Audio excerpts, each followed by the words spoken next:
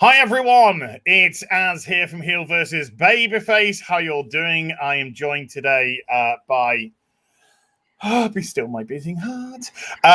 Just somebody who means the world to me as a fan of comics, as a fan of Batman, and having seen Graham in recent times on Ethan's show and stuff, coming across as a damn nice human being as well, which is so wonderful in today's day and age to see.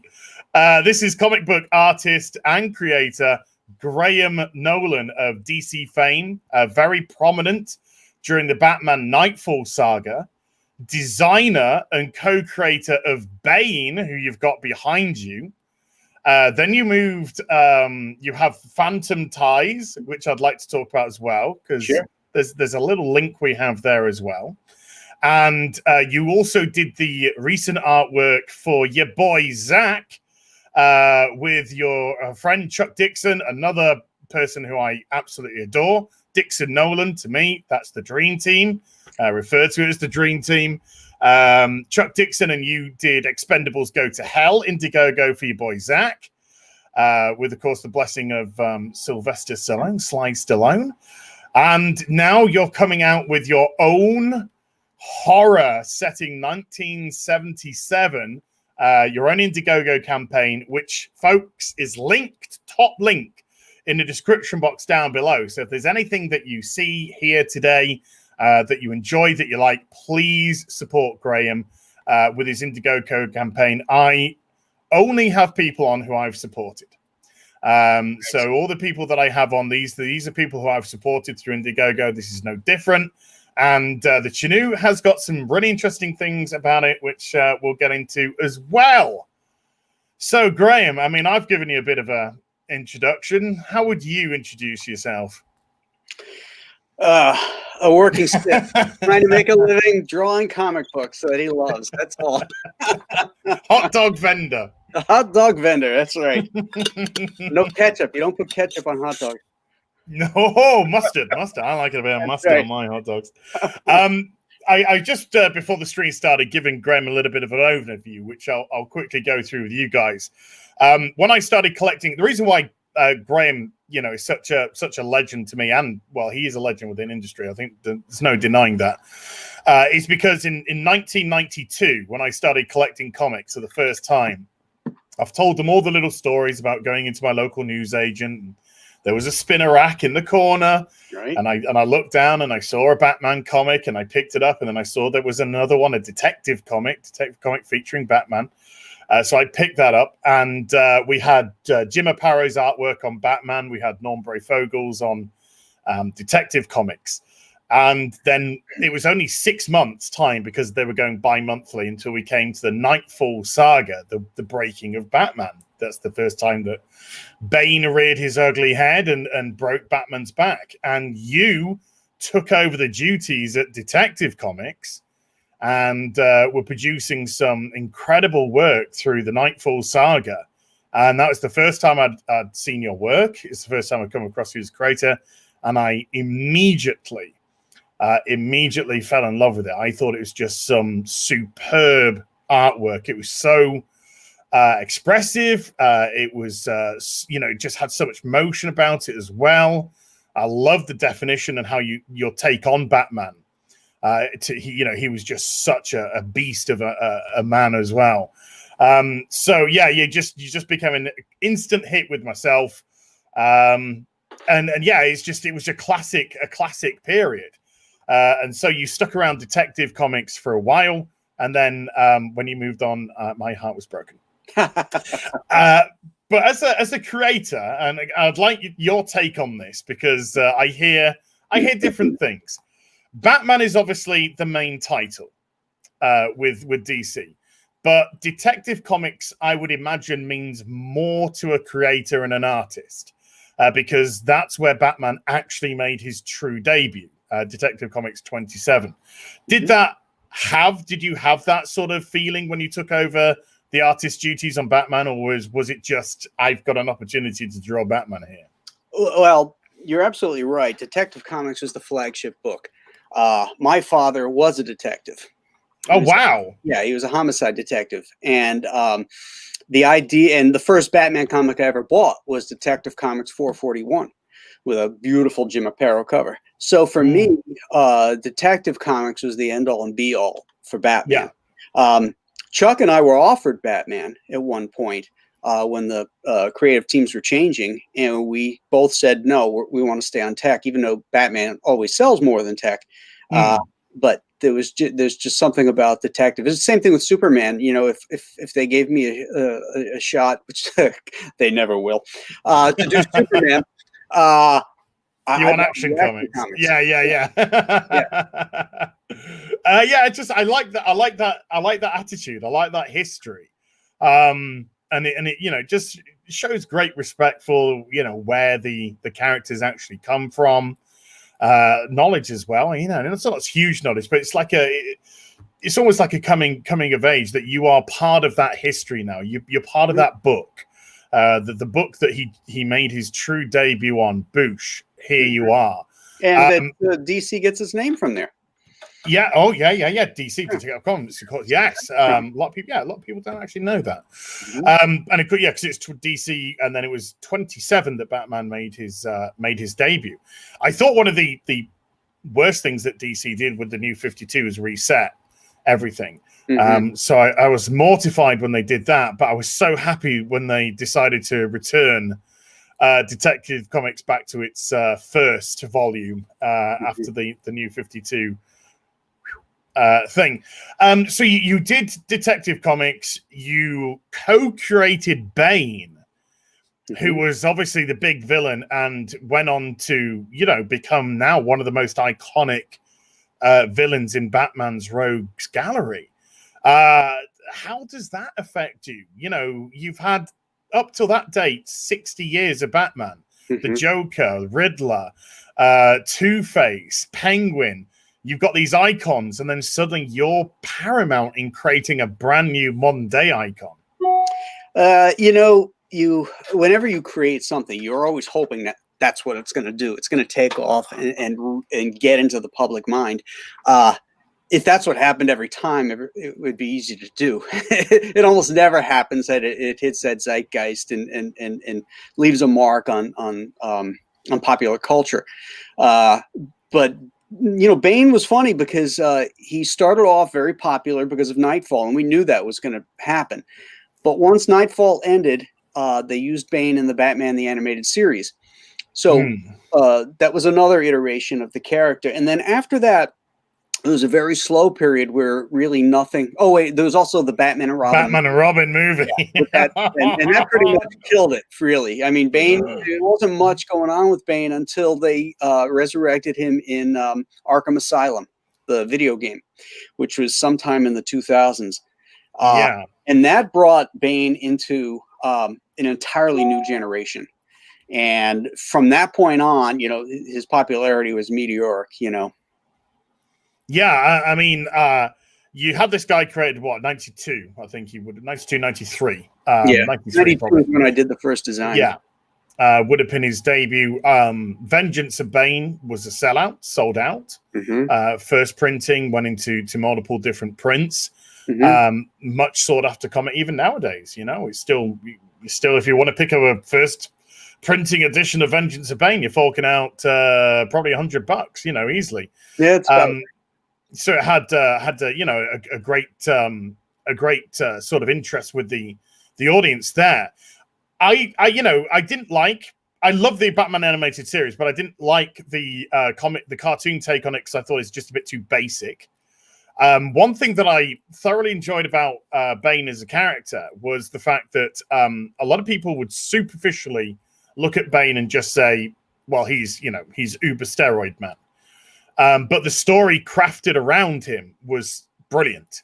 You know, his brains, his plan of action, the way that he, you know, had his henchmen watch, learn, the way he wore Batman down.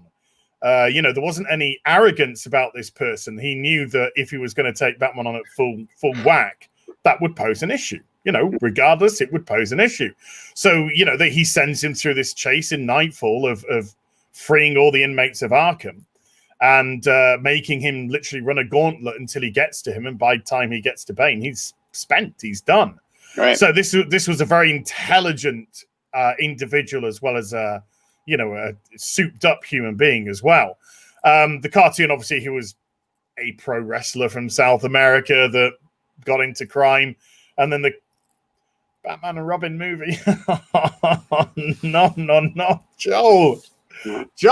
I know you've just recently passed away, so I can't say anything nasty. Not that because I think Joel Schumacher was a decent human being, but yeah, they got it all so wrong. And it did take a while. I think it really did take a while for Bane to pick back up again. And I do think that it's a character that other people struggle with if you don't really understand him. I think that's true. There hasn't been many iterations that, like in the comics, that weren't written by Chuck that I liked. You know, they just don't seem to get the character, and everybody and his brother wants to do a backbreaking scene. It's been done. You know, let's move on from that and do something different. You know. Yeah, no, I see that a lot. Everyone is so desperate to get back to that point. Tom King recently, his City of Bane was, to be honest with you, some of the biggest trash I've read in a long time. It was utter garbage. And even then, even though I thought he started off his run pretty strong, I never thought he understood Bane at all. He never got him as a character. He never understood what his motivations were, and then it just went all over the place. Right. But you did manage to get another stab at Bane semi-recently, 3 or 4 years ago, when you got 12-issue maxi series from DC to do Conquest. Right. What was it like teaming back up with Chuck, getting back onto to a Bane story, and at DC again? Well, it came about because they had to publish it. DC was not being very good, and they got spanked, and they ended up having to do this thing, which is why they didn't promote it at all. They did everything they could not to promote this book, because they had the City of Bane in the wings ready to launch, and they wanted to put their eggs in that basket. So, but we knew that, and we just said, we're going to do the 12 coolest issues of Bane and restore him to the way that we created him to be. This tactician, this really smart guy. And we were setting him up to be, we left so many Easter eggs in that story, because we were setting him up to be the Dr. Doom of the DCU. He was going to take over, it's not Hydra, what is it, Cobra. He was going to take over Cobra and have his hands in all types of criminality around the world in the DC universe. Even connections to Apocalypse, because they use apocalyptic weapons in that storyline. But all for naught, because they didn't want to do a sequel, and it died on the vine. It's a shame, because it was great. Yeah, because you that was kind of teased in Legacy. I thought it was a great idea to have Bane with Ra's al Ghul. I just thought that it. What do you say? Is it Ray? Do you say Ra's or is it Raz? Are you a Ra's or a Raz? Well, Denny O'Neil, who created the name, says Ra's. Ra's, yeah. So I say Ra's. Now, Neil Adams says Raz. Oh, okay. I'm going with Denny, since he wrote it. So. Yeah, and I'm going with Denny as well, because A, I love Denny O'Neil, and B, I do love Neil, and he came out with some very silly tweets recently. So you get vetoed, I'm afraid, Neil, until you stop twittering. But yeah, I've been a Ra's person ever since I heard Denny O'Neil say Ra's. It was just like, okay. That's because I was unsure. You just see this R''AS. How Rahuz, is it, what am I saying? Ra's. Okay, we'll do Ra's. But yeah, teasing him with Ra's al Ghul seemed to me to be the next step for the character. This was a person who would definitely want to learn. This is a person who would definitely want to gain control of an organization like the League of Shadows, you know, be involved in that sort of business. Yes, to marry Talia.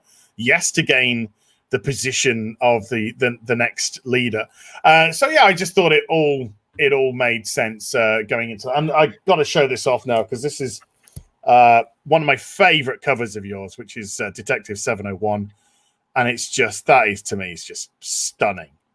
Stunning, absolutely fantastic stuff. I think that, and he did a killer job too. Oh, the whole cover is perfect. The coloring, the inking, the artistry, the whole, you know, just everything about it, and it just epitomizes, I think, the Batman Bane relationship to a T. Yeah, right. So everything about that cover just had me chills when I first saw it, but because the Tech 700 was just this, you know, cardboard opened up, and you know, you had the legacy symbols, so it's quite simplistic in nature. But then the 701 was just like, you know, we're sort of going for it in your face. Yeah, literally in your face and all over the place. But yeah, Bane needs just in general, he needs an evolution again now. People need to stop associating him with just breaking the back. It was a great visual. It is a great visual. Kelly Jones's cover was immense. The whole storyline was immense. You got to pick it up afterwards, and you still, to me, the whole thing was a group effort because you had Kelly Jones's cover on Batman. You had Jim Apato's beautiful artwork with him showing the breaking of the bat. And then Bane saying it's done. And then the next panel is you in tech. And Bane's holding Batman above his head on the top of one of the buildings. And he can see like his ribs coming through him. And it's just like, so the whole thing felt so synergistic. You know, the flow was brilliant. So in my head, you were all privy, you know, you're all part of this breaking of Batman, and there's just that great. I mean, Chuck Dixon's writing. I mean, I think Chuck Dixon is just bueno. Yeah. And yeah, God, to me, he you know, he could walk into DC today and pick up Batman tech, you know, action, Superman. He could pretty much Green Arrow, Green Lantern. He could pick up anything, and he could just go, okay, let's get, because he just understands superheroes so well. So that was a great one. But when you left DC, you started doing some work with the character of the Phantom, and it ended up doing some. Was it like some comic strips on Sunday? I think you wanted to do more of an ongoing, but you wanted to do these strips, these Sunday strips, these little strips, and then I think they said at some point they're all stopping. Yeah, it's the Phantom Sundays. You know, the features where the Phantom started. You know, published as a daily and a Sunday strip, and I was doing the Sundays for I think 6 years on the Phantom. Okay, and the reason why I say there's a kind of link with the Phantom is the Phantom movie with Billy Zane. The original Phantom is Patrick McGowan. I'm a huge Prisoner fan. The Prisoner, and so, you know, I've just got an eye out whenever I see something Phantom related. It always kind of like, you know, just hits the corner of my eye. And then to see Graham Nolan involved in the Phantom was just something else. By the way, Christina wants to wish you a happy birthday for the 15th already, by the way. Whose birthday? It just says Christine says, could you ask Graham if he would please wish Jack, a happy birthday for the 15th? Could you just wish Jack? Yeah, happy birthday, Jack. There you go, Christine. And then, you know, unfortunately, you know, I wanted to see more of you within the industry. There was a changing of the guard, you know, and in the noughts, there was some great stuff. Don't get me wrong, but I think once we hit the teens, I think it was pretty apparent that there was a distinct lack of direction. There was a lot of treading water when it came to stories, and you know, I wouldn't even say there's much character development, to be perfectly honest with you. A little bit of revitalization with Scott Snyder until he went nuts.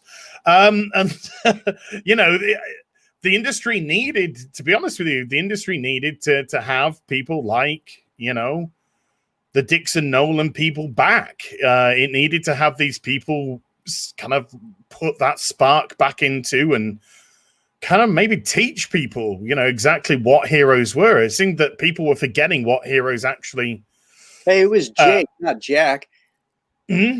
Jack, Jake. Jack. I got a Jack here. She's Jack. Somebody says Jake. Oh, then she's correcting it to Jake. She doesn't even own her own birthdays. Come on, Christine. Well, happy birthday to Jake too, wherever you are. Yeah. Jake or Jack. Jake or from whoever. Jake Farm, happy birthday with your khaki pants. If you're Jack and you got a birthday on the 15th, happy birthday to you as well. How do you view, without trying to get too deep, but how would you view current heroes certainly comparative to your heyday in the mid-90s? Oh, are we talking about the corporate heroes? Yeah. Yeah. Well, I don't recognize them. They've gone out of their way to strip anything heroic out of them.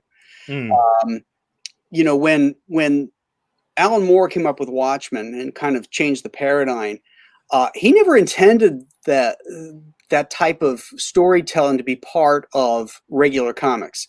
It was a one-off. It was a one-shot. The same thing with Frank Miller when he came up with The Dark Knight Returns. That was a one-off shot. You know, it was his Mickey Spillane meets Will Eisner version of Batman, and kind of a post-apocalyptic future.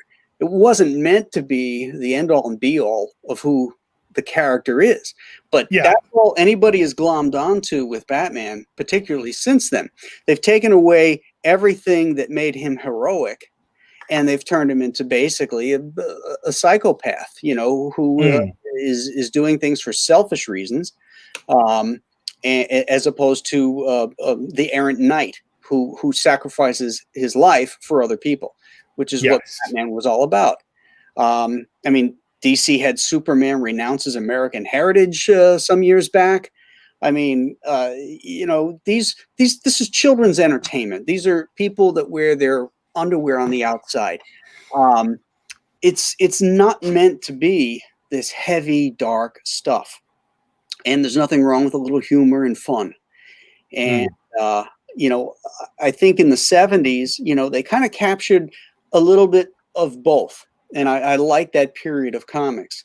I think everything is too dark, too heavy. And this is strictly speaking about corporate superhero comics. And they are and way too political.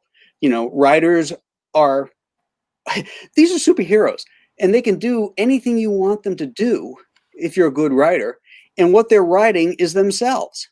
You know, we're seeing the Avengers on a cover sitting in a pizzeria. Well, that's great if you're coming off a cosplay convention, you know, go sit and have a, but these are superheroes. Where's the it's making me want to cry. Where's the excitement of seeing Captain America with an empty Coke glass and a half-eaten pizza? I don't get it. You know, I want to see him smashing the Red Skull or the Red Skull dangling him over lava or something, you know, something with some energy and excitement. I think they'll be teaming up today more than anything. Yeah. These people are they're writing themselves as if their mundane lives are interesting enough to be superheroes. Yeah. That's why I think Chuck's so great. Because Chuck Dixon, he just understood the balance of action with the balance of characterization and development. And you know, he knew when to put the punches in, and he knew when to put the conversations in.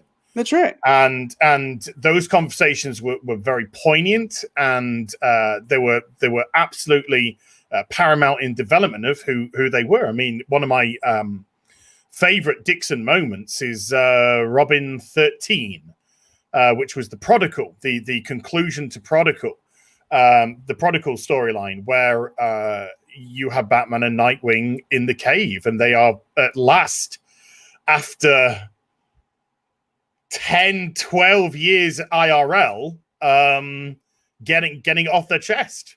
their dysfunctional relationship, their their lack of communication, and you got this exceedingly angry Nightwing who's shouting at him, you were never there for me, blah blah blah. You kind of abandoned me. Mm-hmm. You were always standoffish and and you never understood it, and you never wanted to understand. And you just got this Bruce taking it and taking it and taking it, and then he just says, "Well, this is what things are like with fathers and sons," and it's just like, because that was the dynamic to him. Right. Dick, you're my son. I see you as my son, and it's just one of the. I just think, Chuck, boosh. That is just one of the best moments. I remember reading it, just being like, you got me. You absolutely got me. Mm-hmm. But that was that's the beauty of Chuck Dixon, and I think it must be just incredible to see his writing and then going, just sort of envisaging in your head what to put to paper. Mm-hmm. But yeah, it's so sort of revitalizing to kind of speak to somebody who understands that there is a distinct issue with what the hero is today, because we have kind of I mean the way I would describe it, I'm not putting words in your mouth, but the way that I would describe it is we kind of have villains writing heroes at the moment, and this is the sort of result that you get a confused, non-understanding of what a hero actually stands for. Mm-hmm. I could cite many examples, but I don't want to waste my time talking about Tom King shit, to be honest with you. But I was absolutely amazed, and when I say amazed, shocked, because it was just in a really good way to see you on Ethan's show. Mm-hmm. I just tuned in one night, and I was just sort of like, look, seeing who was up, because it's like a multi-box, and you're just sort of like tuning in. I'm in the UK, so I'm half asleep more normally when he's streaming, and then suddenly it's just like in the top right corner is like Graham Nolan. I'm just like, what the fuck? So how did that happen? Well, he invited me on. I started doing. How did you get to know Ethan first, and how did you know Ethan would probably be the question. Well, I knew of Ethan because sure. we had some overlap in our careers at DC, but he got unceremoniously dumped from DC, and both Chuck and I were blackballed out of there too. So after I got done doing Expendables Go to Hell, I thought, well, maybe we were going to be doing another one to follow up on it, but it didn't come about, and the pandemic hit. And I decided right then and there that Marvel and DC are sinking ships, and that they're every news article you hear is basically them just rearranging the deck chairs. So I wasn't going to put my eggs in that basket. So I decided, well, I'm gonna crowdfund and restart my company, Compass Comics, and the first project is going to be the Chenoo, my horror comic. And so I started promoting that, and I promoted it with Comicsgate tags and stuff, because I believed in that you have to take care of your customers first, which is really what that group is really all about. It's the freedom to create your own comics and take care of your customers first and foremost. If you're gonna, I posted this on Facebook and Twitter. If you're gonna publish comics, you have three things, and that's all you got to worry about. And that is keep your customer happy, don't denigrate your customer, and sell a lot of comics. If you do the first two, the third one will fall into line. But some of the problems that DC and Marvel are having is that they have people that work for them that get on the internet, and all they do is they rag on their customer base. They tell them how stupid they are because they voted for somebody else. They tell them how dumb they are because they don't like the comic that they're trying to push with some kind of agenda in it. Too bad. They don't like it. They don't like what you're selling, and yet you're calling them dumb for not liking it. Yes. The dumb people are the ones saying that kind of stuff. Yeah, the ones who aren't listening. If your customers have a problem with your product, the question should be, what are you finding wrong with the product? What aren't you liking? Right. Hearing feedback. Right. But no, we're getting. But even before criticism, we're just getting comic creators coming out saying, this, that, and the other about people. Right. Let me put it this way, though. I mean, comics is an art form. Yes. In art form, you can't be told what you can or cannot do. If you're a creator and you want to create a transgender fire hydrant of color, and you think that's a great story, then you do it. You get out there and you push it and you make it a great story and you sell it. And you can cover all your bases. You can cover all those, tick off all those boxes that you want to do in your story. But if it doesn't sell, you got to own that. Yes. If there's no market for that, if there's no fan base for that, you got to own that. But what they're doing is they're infiltrating into mainstream comics with pre-established characters and trying to change them for themselves when the audience base won't support it. Yes. And so the numbers are going into the crapper, and yet they still force feed. Yes. And that's where I have a problem with what they're doing, and why I support the Comicsgate guys, because, it's not that, we're saying you can't do those kind of comics. We're just saying go off and do them, but do them on your own, and reap the rewards or face the marketplace, Yeah, I absolutely agree. There's a weird, pre-established sort of feeling about them that, let's just, for argument's sake, let's just take the Hulk, for example. You take the Hulk, you take Bruce Banner, you turn him into an Asian guy without a care in the world, and they seem to be mad at you when you say, I don't like the Hulk. Well, yeah, and he likes being the Hulk. It goes against the entire premise of what the Hulk is. He's a rage monster. He's this guy who's got rage issues, Banner. And those things manifest themselves in the form of the Hulk. And everybody can relate to that, because everybody's been pushed so far in one point in their life. They just want to Hulk out and just smash things. And, and that's what makes the Hulk such a great and interesting character that can relate to anybody, no matter what their race, creed, where they were born. You could be in a gulag in Russia and understand the Hulk.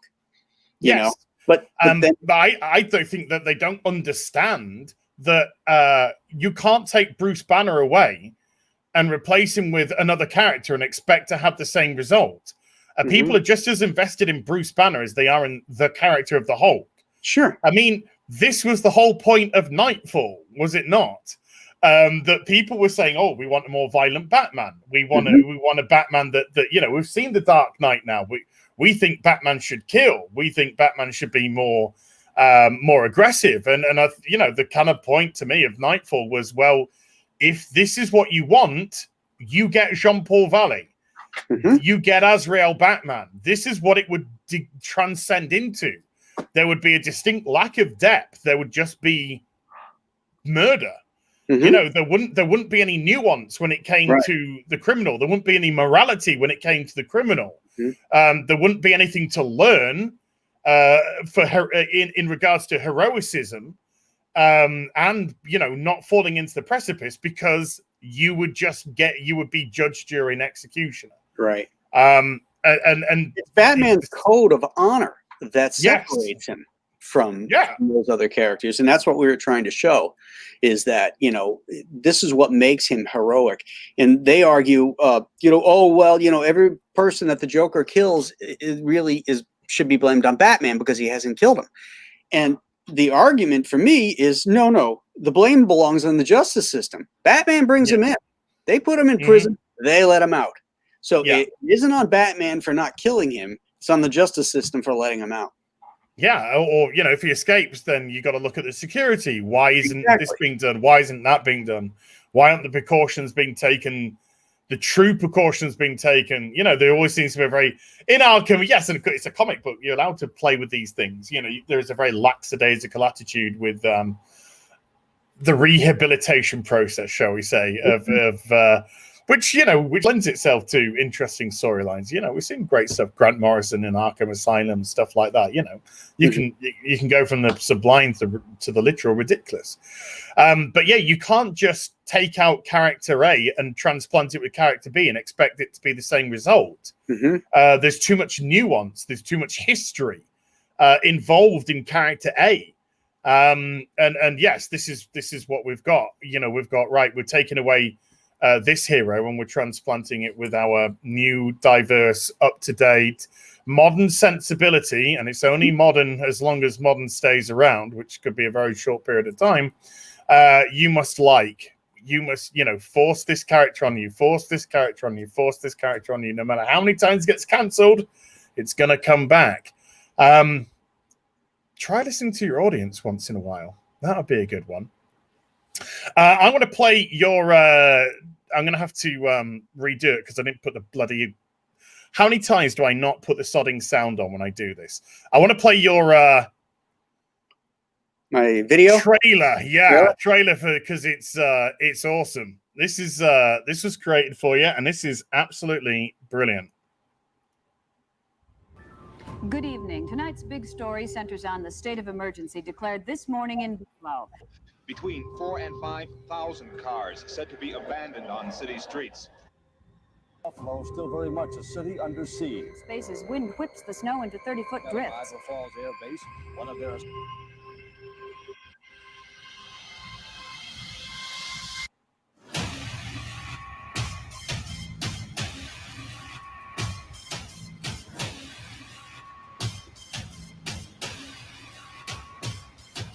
Below tonight, 10 below zero. Get off the streets and highways as soon as possible.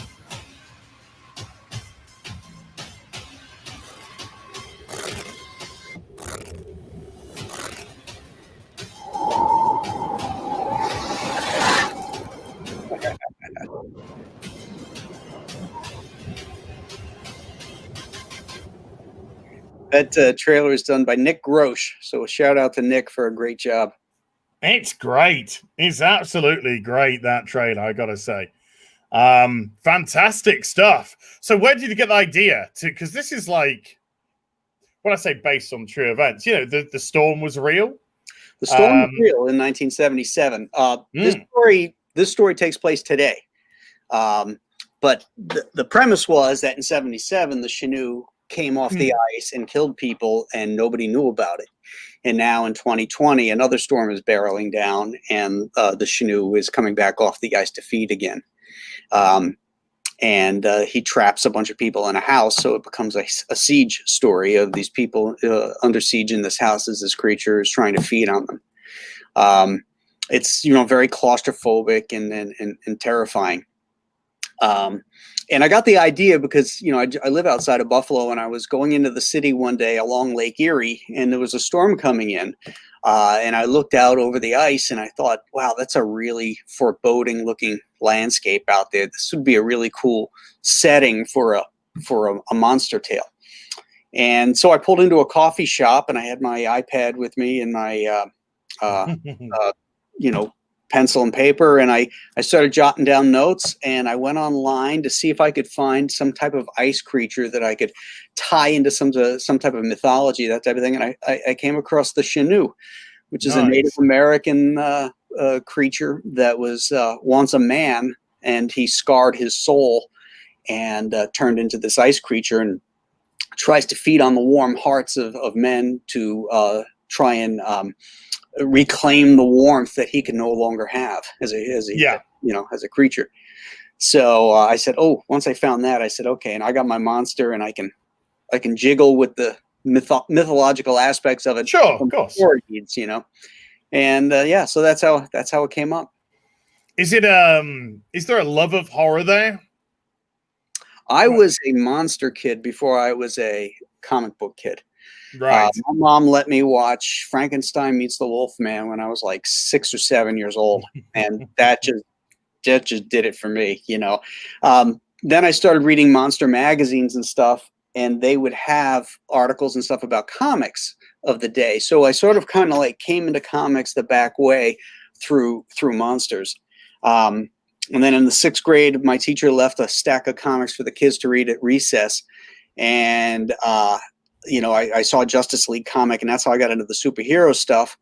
But in the early 70s, you know, they had loosened the restrictions on the Comics Code Authority. So Marvel was launching all their monster books at the time. You know, the Monster of Frankenstein, Werewolf by Night, Man-Thing. DC had Swamp Thing and House of Mystery and all that kind of stuff. And so I found that even the superhero books I was buying had monsters on the cover, you know, Morbius, Vampire, the Werewolf by Night, even the Fantastic Four and the Hulk, you know, they were, you know, the Thing was the Thing was a monster, yeah. You know, so those are the books I gravitated towards. Did you ever make a play for Swamp Thing? No.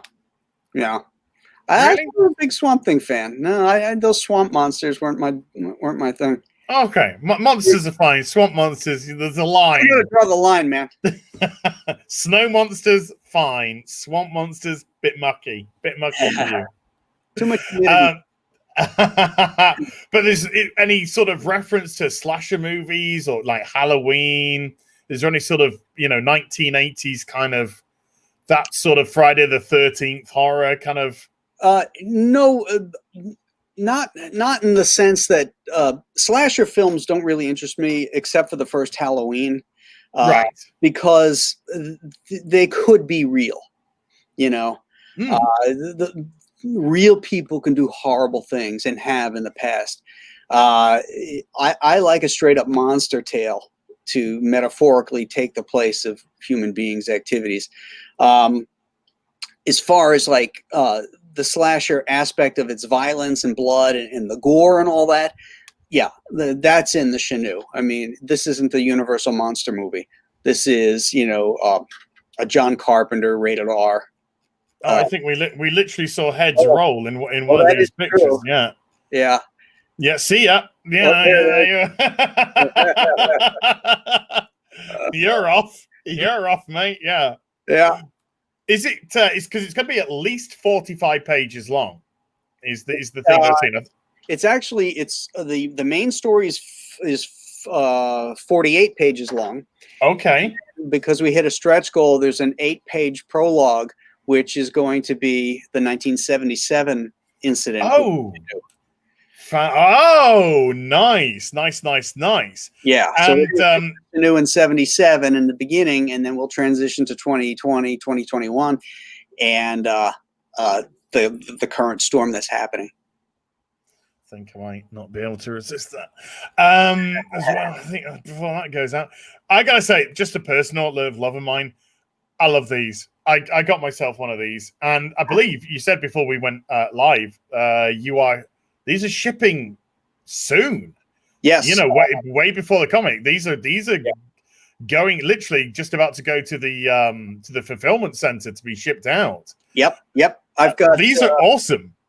I've got a few more to sign and put together, and then I'll deliver I'm planning on delivering the cases to fulfillment on Friday, and I'm hoping that they can get all my printing stuff done and start shipping next week.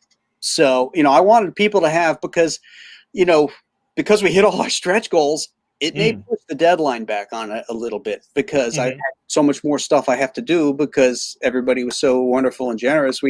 We hit all those stretch goals. So I was hoping for the end of October to get the books in people's hands. I don't know if I'm going to be able to hit that number, but I wanted people to have something to remind them of the cool comic that's coming. So that's before Christmas. Think maybe before Christmas. What's that? Do you think maybe before Christmas? I would think so. Unless I think it'd be very apt if it does. Yeah. I want it delivered in the snow. yeah, exactly. Yeah. And then we got of this snow globe. We've got one side which has got the original cover.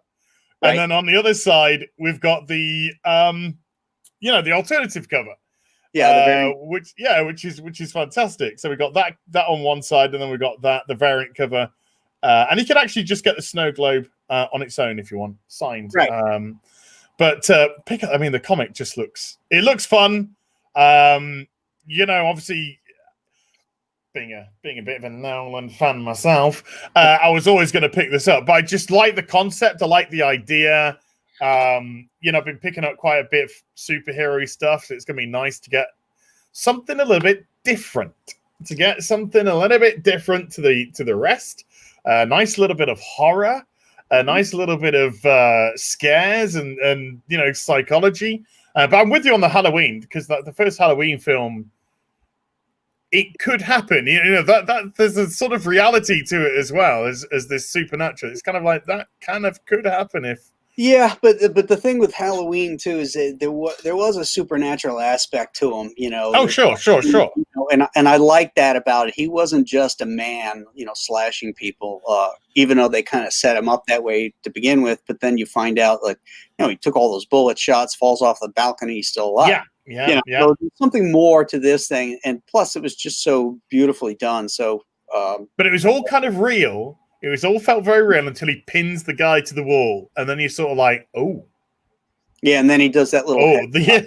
That little turn of the head, sort of curious, just kind of always admiring his artistry. And he's like, oh, okay, this guy's a little bit different. He's not just some guy with a knife. This is right. Something like yeah. So I do like that element to it, and I love this. By the way, can I just say this? I know it's quite difficult to work out this. I love that image.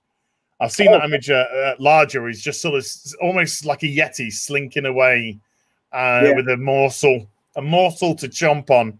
And there's some like rib cage bones down under by his feet too. Yeah. It's nice. So you got the 2 signed comic books as your featured perk. No, it's one comic and the poster. Sorry. Level Comic 2. and the poster, level 2. Yeah, sorry, my bad. But signed. Mm-hmm. And then we've got, you can just get a sticker pack. Buy Graham a beer. Graham, that is not a beer, sir. that is a cocktail. No, that's a summertime 90 degrees beer. That's a summertime beer. That's it's a summertime beer. Right? Or heavy porters. We got the comic book and sticker. Very well priced as well. Variant cover. Then we got the snow globe. Then we get into some really nice little stuff. Every comic signed, grab bag. Oh my god, there's a Detective Comics in there. And then we got I gotta pull down to this 3/4 bust sketch, character of your choice. Mm-hmm. If you've got the Wonga people, that is and you've done a Bane holding the bat cowl. Yeah, just to show what a 3/4 bust would look like, Kind of giving me ideas. And then so this is some of the original Phantom stuff as well. Yeah. I just put those up recently. I took down some of the other art that I had. It was pricier, and just with what's going on in the world, it just didn't seem there was like a market for it right now. So there's a lot of Phantom fans around the world, and I thought, well, maybe I don't sell my original art, so this is an opportunity to get in on that kind of stuff when I do these campaigns. Wow. So if you're a Phantom fan, this is a good opportunity to get in on one. And the third one, the Phantom original art number 3, is like a real one, because that's his origin.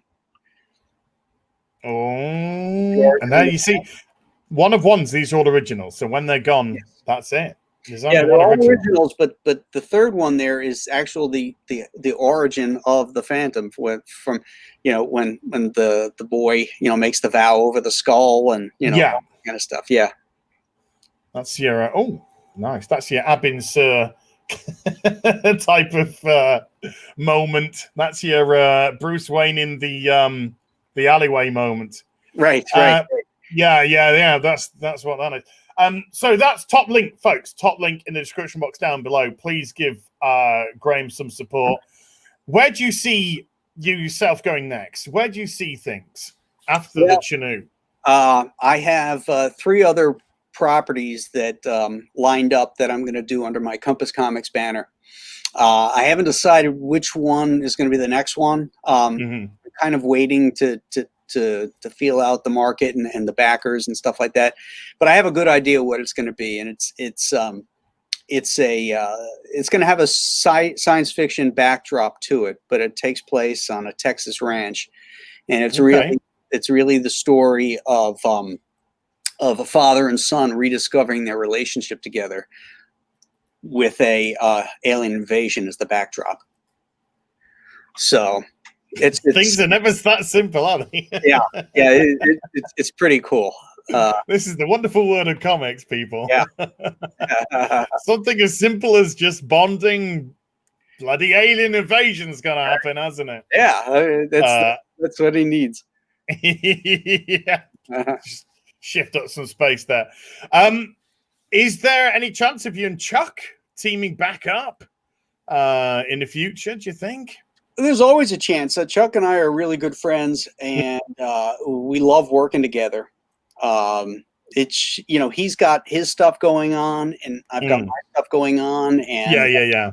It's one of those things where I'm sure it'll happen. I just, it's just not anything planned just right now. Yeah. So, if you could work, this is the ultimate question. If you could work with any professional, alive or dead, I'll give you that, alive or dead, who would it be? Who would be your ultimate to receive a script from to draw for?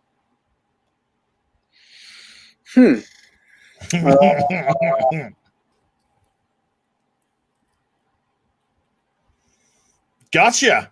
That's a good question. Bill Finger. Bill Finger. Oh, wow. Okay.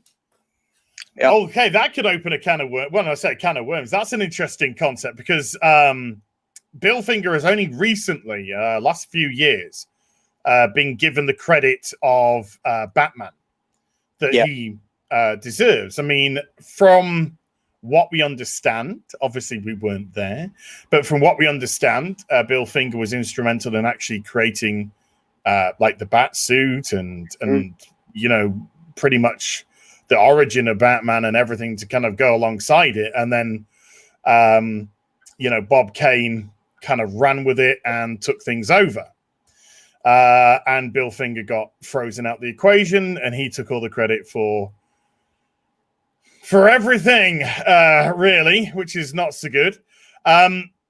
Is it because of that? Is it because of the creation of Batman, the kind of genius behind that, or is it just sort of this guy is probably one of the most, or the big, certainly top 5 most instrumental men within comics of all time? Both of those things. He was a damn good writer that never got credit. He was creative, and he was a massive reference hunter. He would write down, take notes, and reference things. He was notoriously slow too, because he was so fastidious about getting reference done. And I think it would be, my first thought would be Stan Lee, but I think I'd be doing a lot of the work in that. There's a Bill Finger one, there's a guy, he gets splashed by something and turns into something. Go! Right, go yeah. with it. Yeah, exactly. That would be Stan Lee. That would be working with Stan Lee. So, that's why I picked Bill Finger. No, fair enough. Yeah, because Bill would be there. Right. This is what it's going to look like. Mm-hmm. This is the world. This is how you can place him in it. Looks like. yeah. He's gonna do a lot of the work for you. He's gonna lay down the sort of ground stuff for you. Yeah, great answer. I like that answer. I was kind of expecting like a Kirby maybe or something like that, and then so I figured you meant a writer. Oh, yeah. Well, yeah. Because Kirby, you could say with the creation of the new gods and whatever. So but anyone. Yeah, but yeah, Bill Finger was a classic. That's a great one to have pulled out of the hat. I like that. So I'm going to just leap back a little bit before Batman. Mm-hmm. And you got into when you first got in, you joined or you did some work for DC back in, is it 85? Is when you first had your opportunity with DC? It's actually 83 was when I had my first sale. It didn't appear until I think 85. You know, it was like Right. the end of 83, 84. You know, I did these classroom projects for at the Kubert School for my for Sally Mandola, who was my sequential art teacher, and he was the editor of New Talent Showcase at DC Comics, and so he bought 2 of my classroom projects to publish in the New Talent Showcase. So that was my first sale. I think it was 85 that the book actually came out, though. Yeah, yeah. And you did some work on with the Atom. That was one of the characters. Was it the Atom? One of the characters that you managed to get involved with. Yeah. When you started first producing this work, you would have been young. Oh my God, you probably either just coming out of teens or certainly early 20s. Yeah. When you get No, I'd have been if it was 83, I was 22. Wow. 21. So you're a kid. I mean, you're essentially a kid. You're a kid. You're coming out. You've been given work at DC. Must be like a dream come true for a kid at that time, given an opportunity. Oh, sure. You get a decent character like the Atom. It's something for you to play with. When did you get the call for Batman? When did that happen? How did that kind of come about? Well, before the Atom, I was doing the Doom Patrol for a few weeks.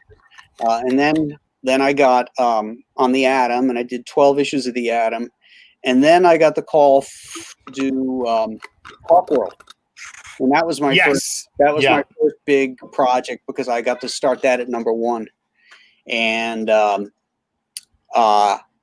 after was it 30 odd issues you did of that?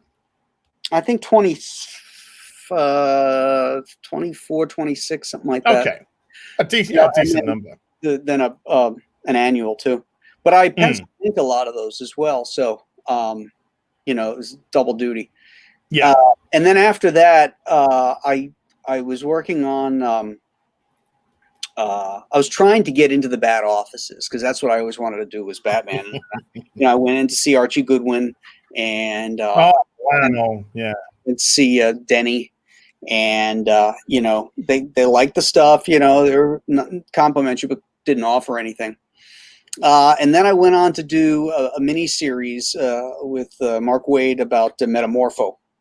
Okay. I was in the middle of that when I got the call to do some fill-ins on Detective.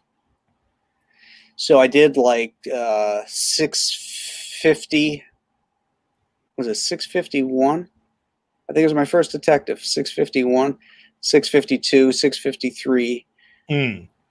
And then they asked me if I wanted to design this character that they were coming out with, and it was called Vengeance of Bane.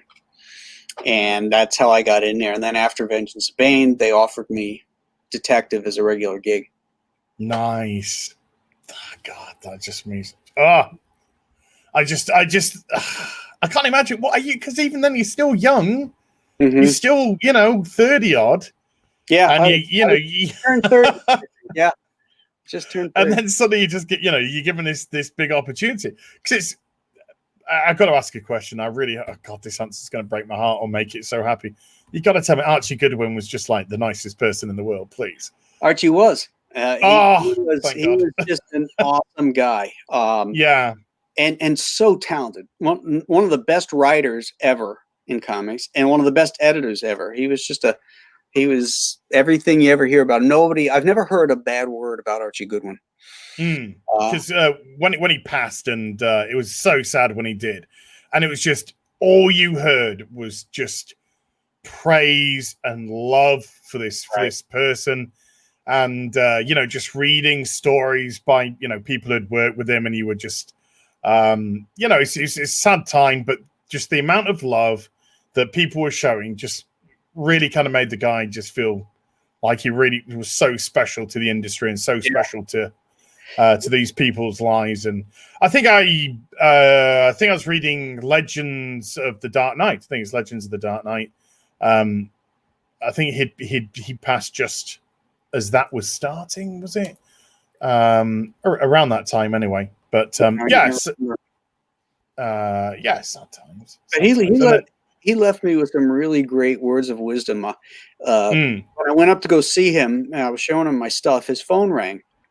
Mm. He used himself, and he took the phone call, and he was talking to somebody on the other end of the phone. And I never knew who it was he was talking to, but it was obviously somebody in the business and Yeah. somebody with a long resume as well. And he was telling the guy, you know, he needed him to do some samples. And the dude on the other end of the phone didn't want to do the samples or was hesitant to do them. Sure. And then when the phone call was over, me, this young guy sitting in front of Archie, he said to me, you know, it doesn't matter who you are. Sometimes editors can't picture you doing a particular kind of style if they know your style from something else. So never be afraid to change their minds and do a sample. And I never forgot that. I was like, I never would get so big for my britches that I, you know, would have to coast on my name that I wouldn't be willing to do a sample to show them my take on something, you know. So well, the good news for you is if it was modern day, your editors wouldn't give a shit.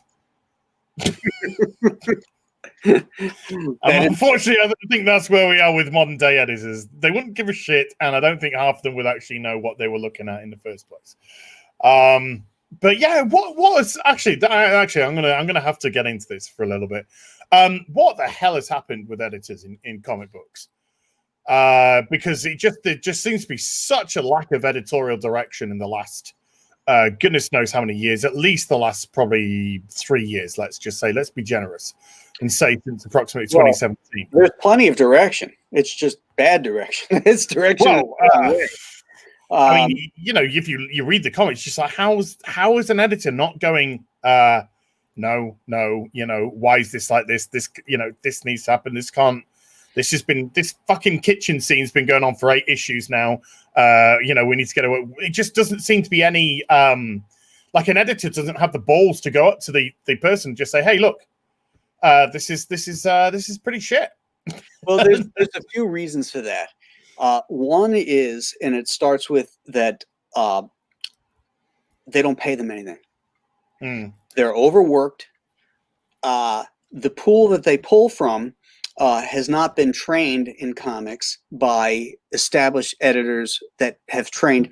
You know, like when you worked at Marvel in the 60s, you know, like, you know, Roy Thomas came in and he studied to understand. And then everybody that was under Stan and Roy moved on. Jerry Conway, Len Wein, Marv Wolfman, Jim Shooter, you know, learned from all those great editors how to be an editor. Archie Goodwin. And then they taught the next group, the Mike Carlins, the Carl Potts, the Louise Simonsons, you know, all these great editors that moved on from there, Denny O'Neil. And then they taught their guys. But then there was a mass cleaning in the early 2000s. And so these editors weren't learning the business and the trade from the previous editors. They're not getting paid shit to do a job that they're overworked with.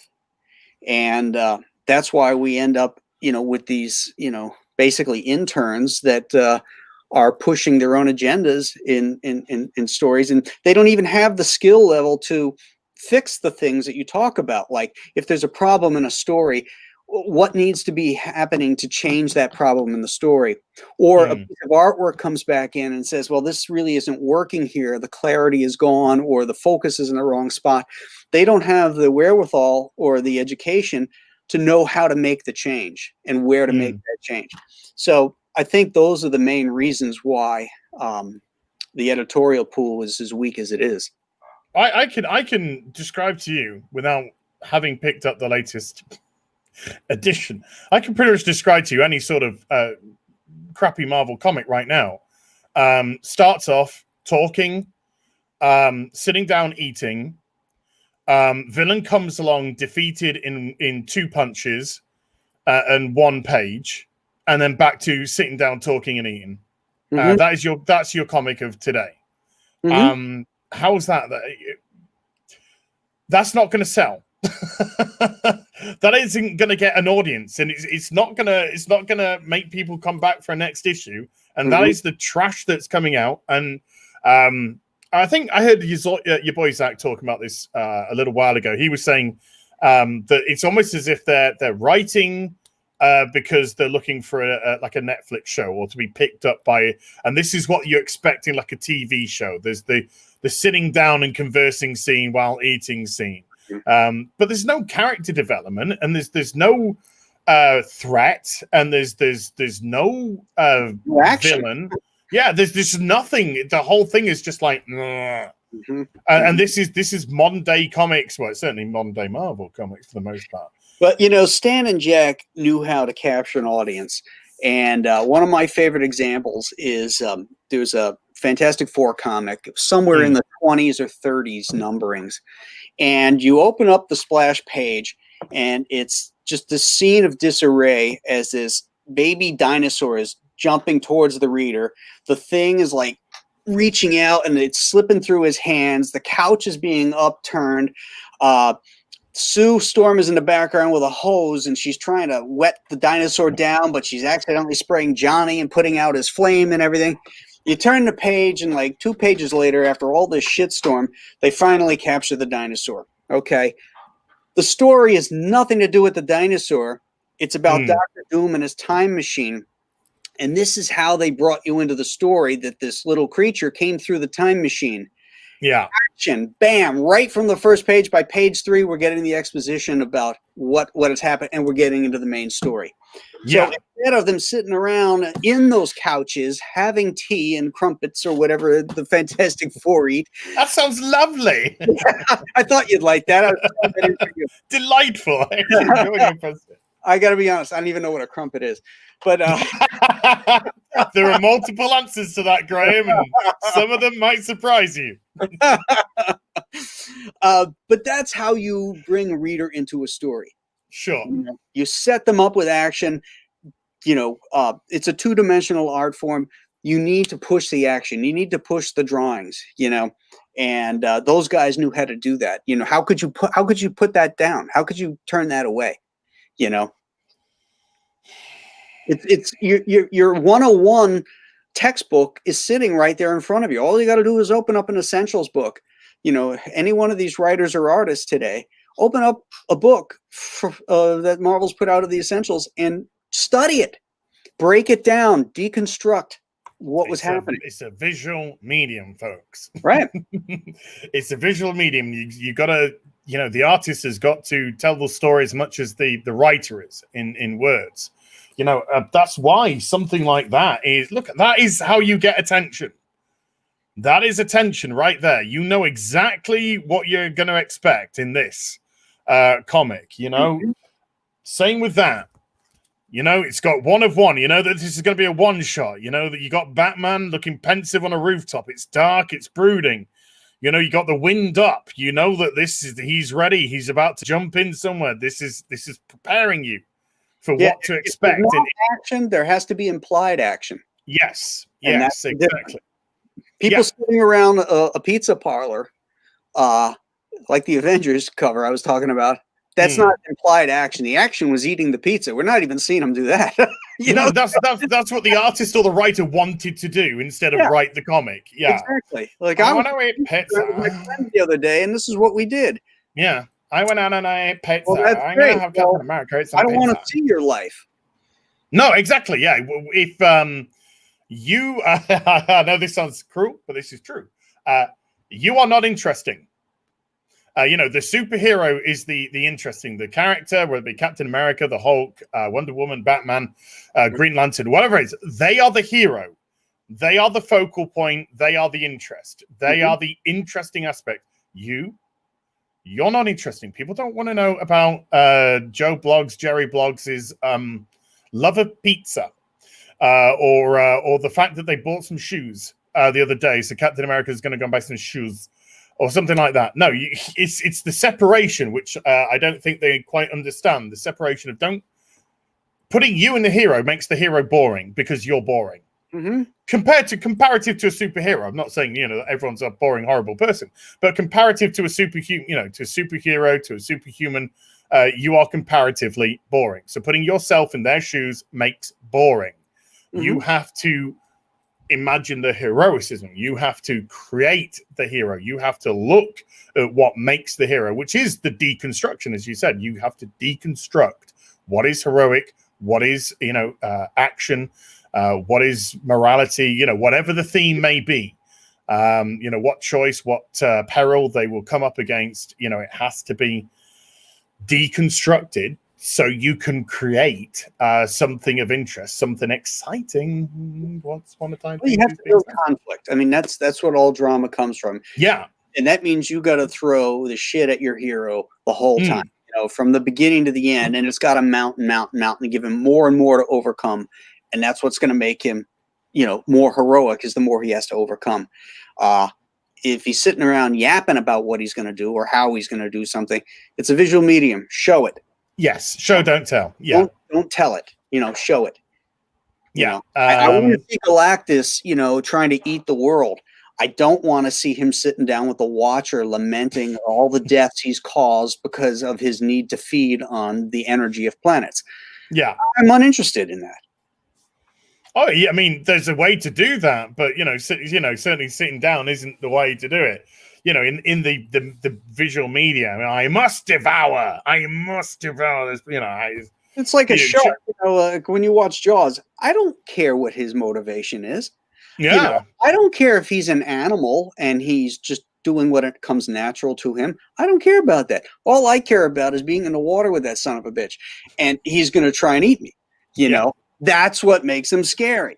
I don't need to know anything any background about him. Yeah. Yeah, I mean that's the whole. Yeah, that was the beauty of the film. It was almost a metaphor, wasn't it? Jaws itself. It was just this just unstoppable. This would just keep coming and keep coming and keep coming, and the only way it was going to stop is if you stopped it. Right. It didn't care about you. It didn't care about your feelings. It just was the unstoppable force, and you had to be the immovable object in its way. That's what made it so tense, and the build up to it. Yeah, that's great tension. Right, let's jump into a few super chats. If you've got questions for Graham, that would be fantastic, people. I'm just gonna try and get into here. Get through the spammers. Got a lot of spammers. Yeah, we got a lot of penis. Yeah, penis. I have a penis. Do you have a penis, Graham? I've got 3. You got 3. There you go. Okay. Greedy. I've only got the 1, but okay, greedy. There you go. Right, let's scroll. Here we go. So first and foremost, we got Keaton Smith with a £1 super sticker of a nice smiley happy face, just saying hi, I guess. Hi, Keaton. Shane O'Reilly with a €1 phallic unicorn. Thank you, Shane. And then Shane follows it up by saying, Graham already backed it. Signed book and sticker. Really looking forward to it. Nice. Well done, sir. Great stuff. Like I said, folks, if at any time you've heard anything that you've enjoyed today, you like today, with Chenoo, we're going to have a look at the Chenoo again in a moment. Top link in the description box down below. Please click. Please support Graham. He's just awesome. I think that's pretty much been established by now. Mark C with a $10 super chat. Graham, your campaign includes a tier with previous work, Monster Island and Return to Monster Island. Right. Can you talk about these? Why should I upgrade my contribution? Oh, he's teasing you. I'll tell you. Monster Island was a project. The first Monster Island was a project that I had done back in 1998 as a story to write for my kids because I hated the direction comics were going. And if I hated it then, I hate it even more now because at the time my girls were young. I couldn't give them any of the DC books that they gave me, like my mom could. My mom would go out and pick up Superman, Batman, Spider-Man, blah, blah, blah. And Conan was the only one she had to, draw the line on or maybe give a second look on. But she could pick up those superhero books and give them to me, and I couldn't do that at that point in the 90s, the late 90s. So I wanted to write a story that was a true all-ages story, meaning adults could read it and enjoy it on a more sophisticated level, but there's nothing in it that would offend parents from their kids reading it as well. And so that was the genesis of Monster Island. It was, it tapped into my love of monsters in a fun and humorous adventure way. And then I had the opportunity to do the sequel to it a couple of years ago, Return to Monster Island, where our characters return. And that one is they're both in full color and hardcover. They're just beautiful books. Ominous Press did a wonderful job producing these. There's sketches and posters in them. Kelly Jones did one. Garcia Lopez did one. Lee Weeks did one. Tom Richmond did one. Pat Olaf. It's just a who's who. So they're really excellent books. In fact, boom. Oh, there you go. Here's Got him. Monster Island. Can we have a little look inside? You betcha. Oh wow, nice.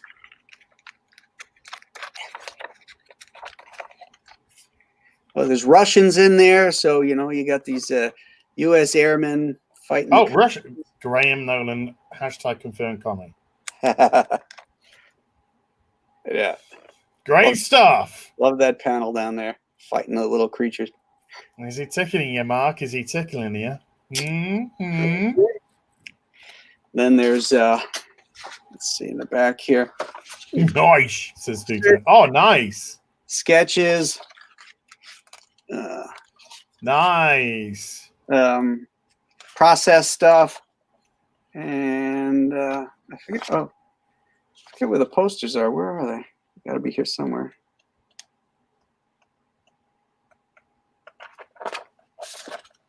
Maybe the posters aren't in this book.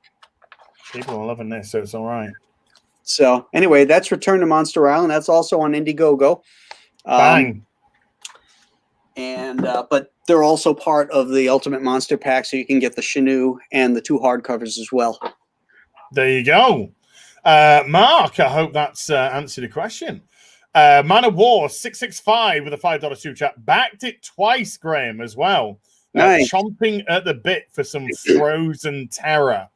Ooh, I like that, frozen terror. Yes. Tactical is practical. Do you know something? I just quickly picking up on something you said, actually, Graham. I think No Man's Land was the last great Batman story until Hush.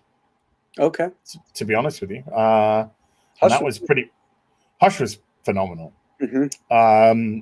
But yeah, there was a distinct lack. There really was a distinct lack in after the sort of that period. There was a lot of, when Chuck got moved on, and the sort of the guard that had essentially for the last decade been pushing some of the greatest Batman stuff. Was just, even looking back now, was phenomenal stuff. Mm-hmm.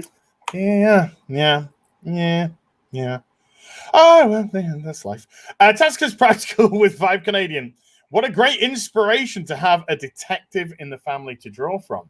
Did your father give you any sort of, I don't know sort of the dynamic, but did you ever question him about certain aspects of how would this procedure work, that procedure work? Yeah. He would tell me stories, like cop stories, like the kind of stuff you'd hear cops talking about in bars, about cases he was on, and some of the nuances of them that I've always kept in the back of my mind.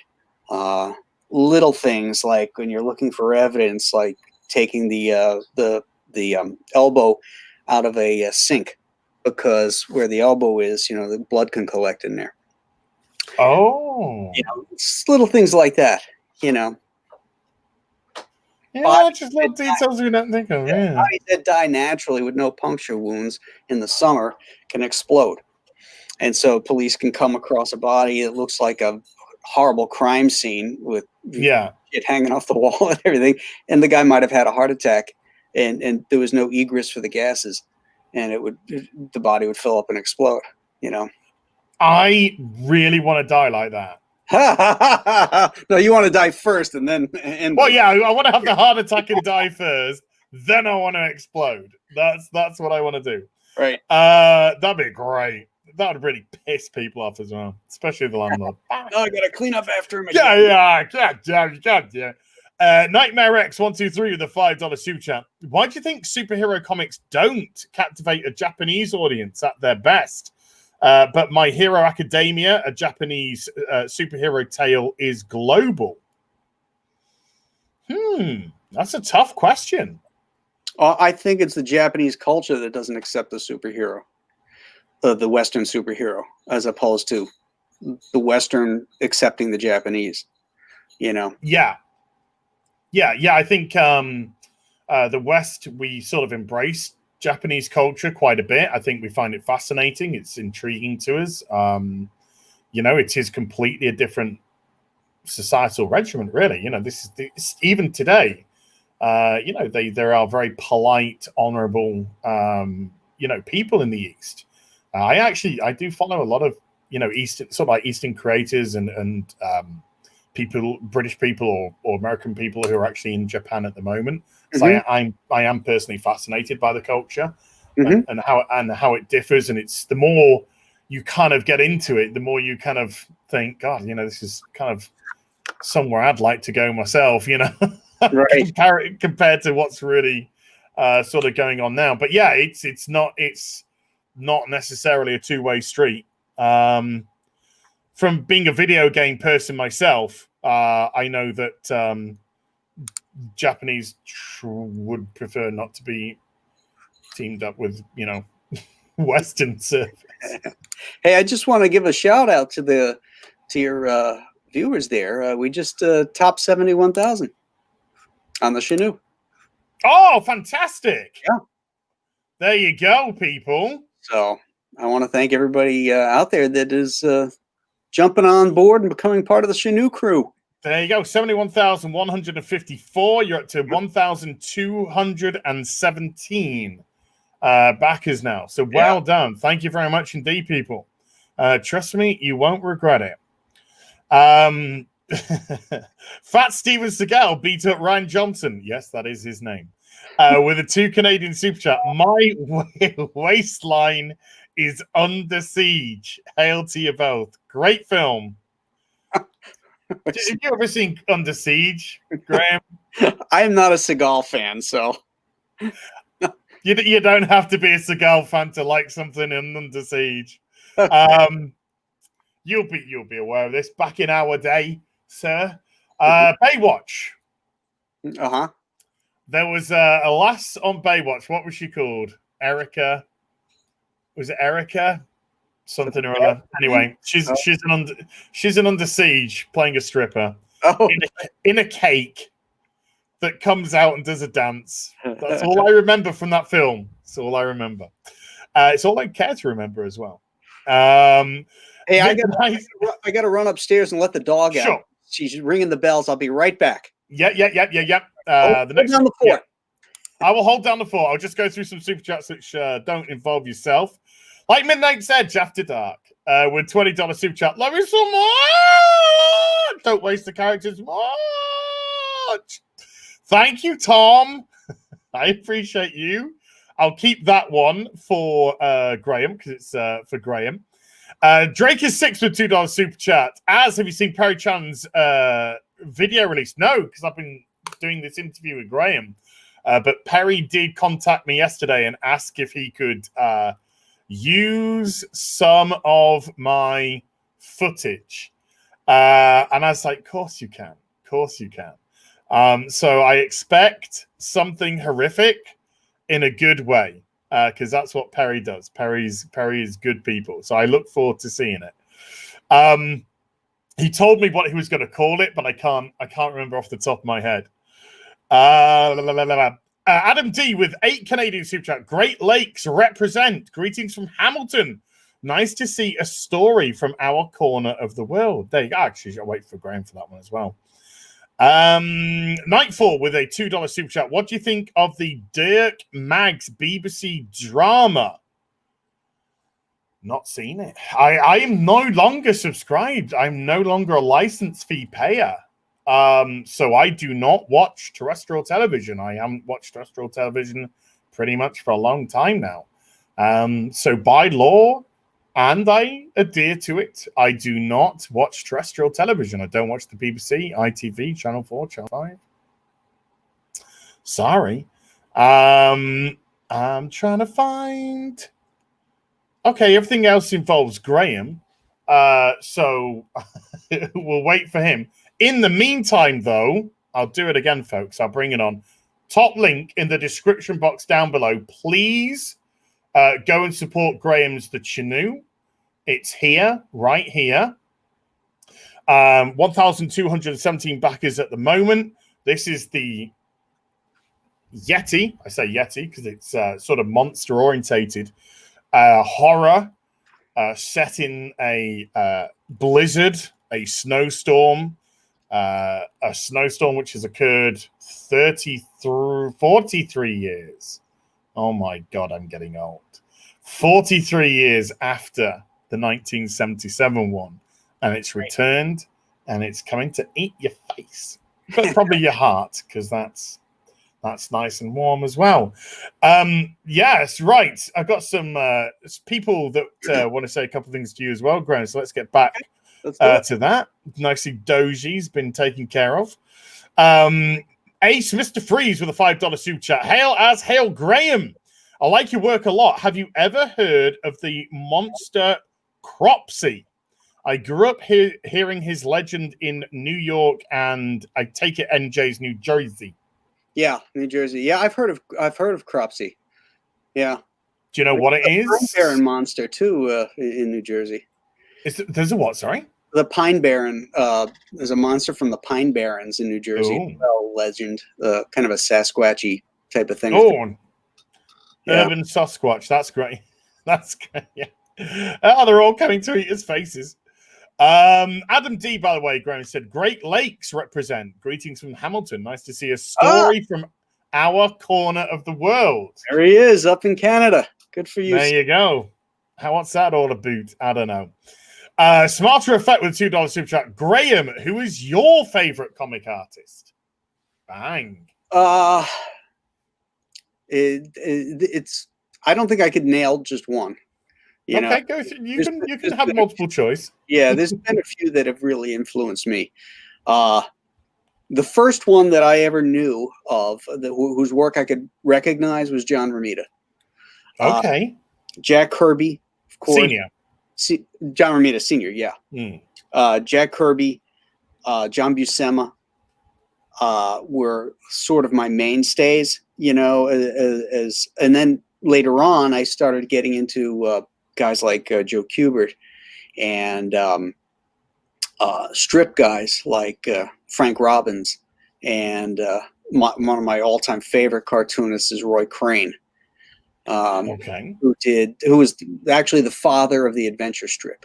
He created Wash Tubbs and Captain Easy back in the 20s, and really kind of laid down some of those graphic frameworks that we use in comics even today. Oh, there you go. You got a full answer for that one.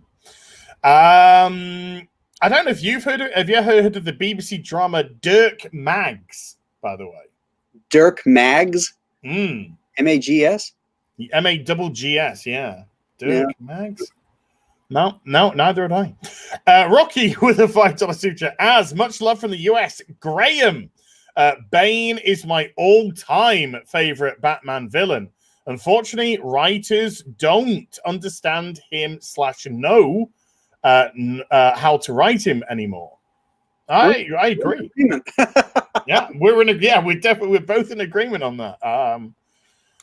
The Tom King one is. I mean, I think Tom King's a bell end, but the complete lack of understanding of that character was, and he just wanted to get it to a point to try and get. I'm going to get my snappy backy moment. You know, it's just like, oh God. It's just, you know, number one, it has been done, and number two, that's not what Bane is constantly thinking. You know, he's not like, hi, I just want to constantly break Batman's back. It was for that moment. It was all about breaking his spirit, and then he broke his spirit. So then it became breaking the body. So the spirit was already broken. He had already done the mental side. He just had to do the physical side, and he did it in a a way that we could all understand to go with the mental side, you know? Right. That's where it was over. We don't have to see Bane constantly holding Batman above his head now, trying to break his back. That's Exactly. not what the character is about. You know, please understand basic writing. Fat Steven Seagal beat it. Ryan Johnson's back again with 2 Canadian. Graham, what's your favorite pizza? Hashtag no pineapple. Yeah, definitely. Well, the best pizza in the world is New York City pizza, Brooklyn style pizza, thin crust, folded up so you can eat it on the run. Got the oil drip. That's the best. Yeah, you're a no pineapple on pizza. Pineapple. The way to eat pineapple pizza is you open up the box and you throw it in the garbage. It's over. It's over. It's over. It's over now. It's done. I am pineapple lives matter, Graham. Pineapple pizza lives matter. I'm a lover of pineapple on pizza. I like fruit on a pizza works. It works for me. But yeah, I get it. What if it was pizza on a pineapple? Would you be interested in that? Okay, never mind. It's a little bit too much there. Warren with a $3 super chat. You're awesome, Mr. Nolan. Thank you. Thank you.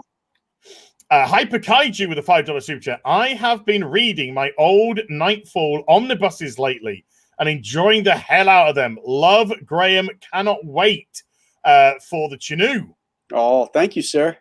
Please do support. Top link in the description. Please do support. Just a Kid from Brooklyn with a $5 super chat. Hey, I just wanted to tell Graham that he was a big inspiration to me when I was at art school in the 90s. Oh. I'm happy he's with us in Comicsgate. Amen. Yeah, it's great to see. I mean, obviously, if you're in Comicsgate, you understand these are just normal people. These are just normal people who want to create fun comics for people. You know, this hate group that just gets on making stuff that has for fantastic audience that come to shows, support, come to streams, have a laugh, buy books. You know, this hate group, while everyone else is screaming at them that they're a hate group. You're a hate group. Really, some of the most miserable people in the world. They hate the world, they hate our president, they hate everything. That you know, they're just downers from the moment they wake up. Whereas, you know, I think of all the greatness and the positivity that's here in this world, and the things that we can do in this country, the freedoms we have to pursue our happiness. Amen. We're not guaranteed anything. You know, that's the thing that when they wrote in the Declaration of Independence, it's the right to pursue your happiness, not a guarantee that you're going to get it. But I'm a half full guy. I see the world as half full with opportunities every day. And, you know, it's a great place and a great time to be alive. And, you know, I want to have my backers, my fans, read the comics that are going to stay with them and bring memories to them. Like, because I remember the comics that I loved reading when I was growing up and stuff that I still remember stories because they were so immersive. They brought me into these stories through the pictures and the dialogues and all of that. And that immersion is what's missing. Everything is so superficial, you know, and one of my tenets for storytelling, the 3 things are clarity, immersion, and dynamics. You know, dynamics being number 2, immersion being 3. If you are clear, I'm not going to dock you points for that. You're fine. If you don't lose the reader by trying to be too tricky with your layouts and all that kind of stuff, you want them to flow through that storyline. You know, as if when they close that last page, they're like, holy cow, I just spent a half an hour and I don't even know where it went because I didn't stop and say, oh, look at all the noodling here. Look at all the great artwork. Look at all. No, because you're immersed in the story, the marriage, the words and the pictures together. And then when you close it, you're like, holy shit, that's a story that sticks with you. And those are the kind of comics that I want to produce. Amen. God, that was beautiful. Look, you are absolutely right. I've been collecting for 28 years now, and I was so taken by Jim Apato's work, Alan Grant's writing, Chuck and Dixon Nolan, like I said, dream team. Norm Brayfogel's artwork. I was so taken by all of these things. Back in 1992, I lived in a small, rural, place, tiny. I had to travel 35 miles on a bus to get to the nearest city where I could go to a comic shop. Wow. And I would do that every week because I was so excited to get my hands on the next copy of Batman or Detective or Shadow of the Bat or Legends of the Dark Knight, or Catwoman or Robin, whichever one it was coming out. Right. That week. I was so excited. I would make that trip every week. And that was the power of the creators. That was the power of the writers and the artists. That was the strength of the storytelling, that you were desperate to see what happened next. You're excited to find out what happened next. You were immersed. You were drawn in. You loved the way that they dealt with the characters. And that's a testament to the skill of people like Graham. It's a testament that 20, nearly 30 years later, I'm here talking with Graham. This is a dream come true for me. This is somebody from my childhood who shaped my love of comics. Well, it's true. It's I got fucking, I got boxes and boxes and boxes and boxes and boxes, all comics down there. Nice. And this was all shaped by people like yourself and Chuck Dixon and Jim Aparo and Norm Brayfogle and Alan Grant and Denny O'Neil and people like that. And these memories are gonna stay with me to the day I die. And making those trips to the city 35 miles away on a bus, 35 miles there, 35 miles back. Well, 70-mile round trip. Good because you had comics to read. Yeah, and that was it. The journey there, you're all excited. The journey back, you're reading the book. Yeah, it's a fat 35 minutes then. Yeah, and it is just like wonderful. But it wasn't just that, because I would go there and I'd pick up the latest, but then I would, because of people like yourself, because of what you brought out in me and the love of the comic that you created for me, I would be bringing back a bunch of back issues. Right. I'd be buying the latest, picking up my pull list, please. And then I'd be going to the back issues and I'd be going through and I'd be just picking out, the ones that didn't have. I was a bit of a, OCD, so I'd be sequentially doing it. But you try and get as much as I could with whatever money that I was able to rustle up. Right. For that, if I had £10 and every back issue was 25 pence, then I was going to get 4 times 10. I could get 40 comics, so you're just like, and you come back with a nice brown bag full like that. So your bus journey back was exciting because you were reading the latest and then you're putting out some back issues and getting into all. So yeah, people like Graham are instrumental in that, and I fear it's good. Well, I fear for the industry 30 years from now, anyway, because I don't think it's going to be in the anywhere. I don't even know it's going to exist. But 30. Let me say this: that it will exist. It just won't exist. Oh yeah, what form? Yeah, what form it's going to exist? Yeah, storytelling is universal, and the form it takes is just that's what it is. Yeah, I'm not sure if we're going to have like the DC Marvel crew, if you know what I mean. Yeah, it might be that they're going to start farming out. Basically freelancing out their characters. Yeah. And I can see the writing on the wall as far as like executives at Disney or at AT&T saying, well, we got 80 years of stories here. Why do we got to keep doing new ones?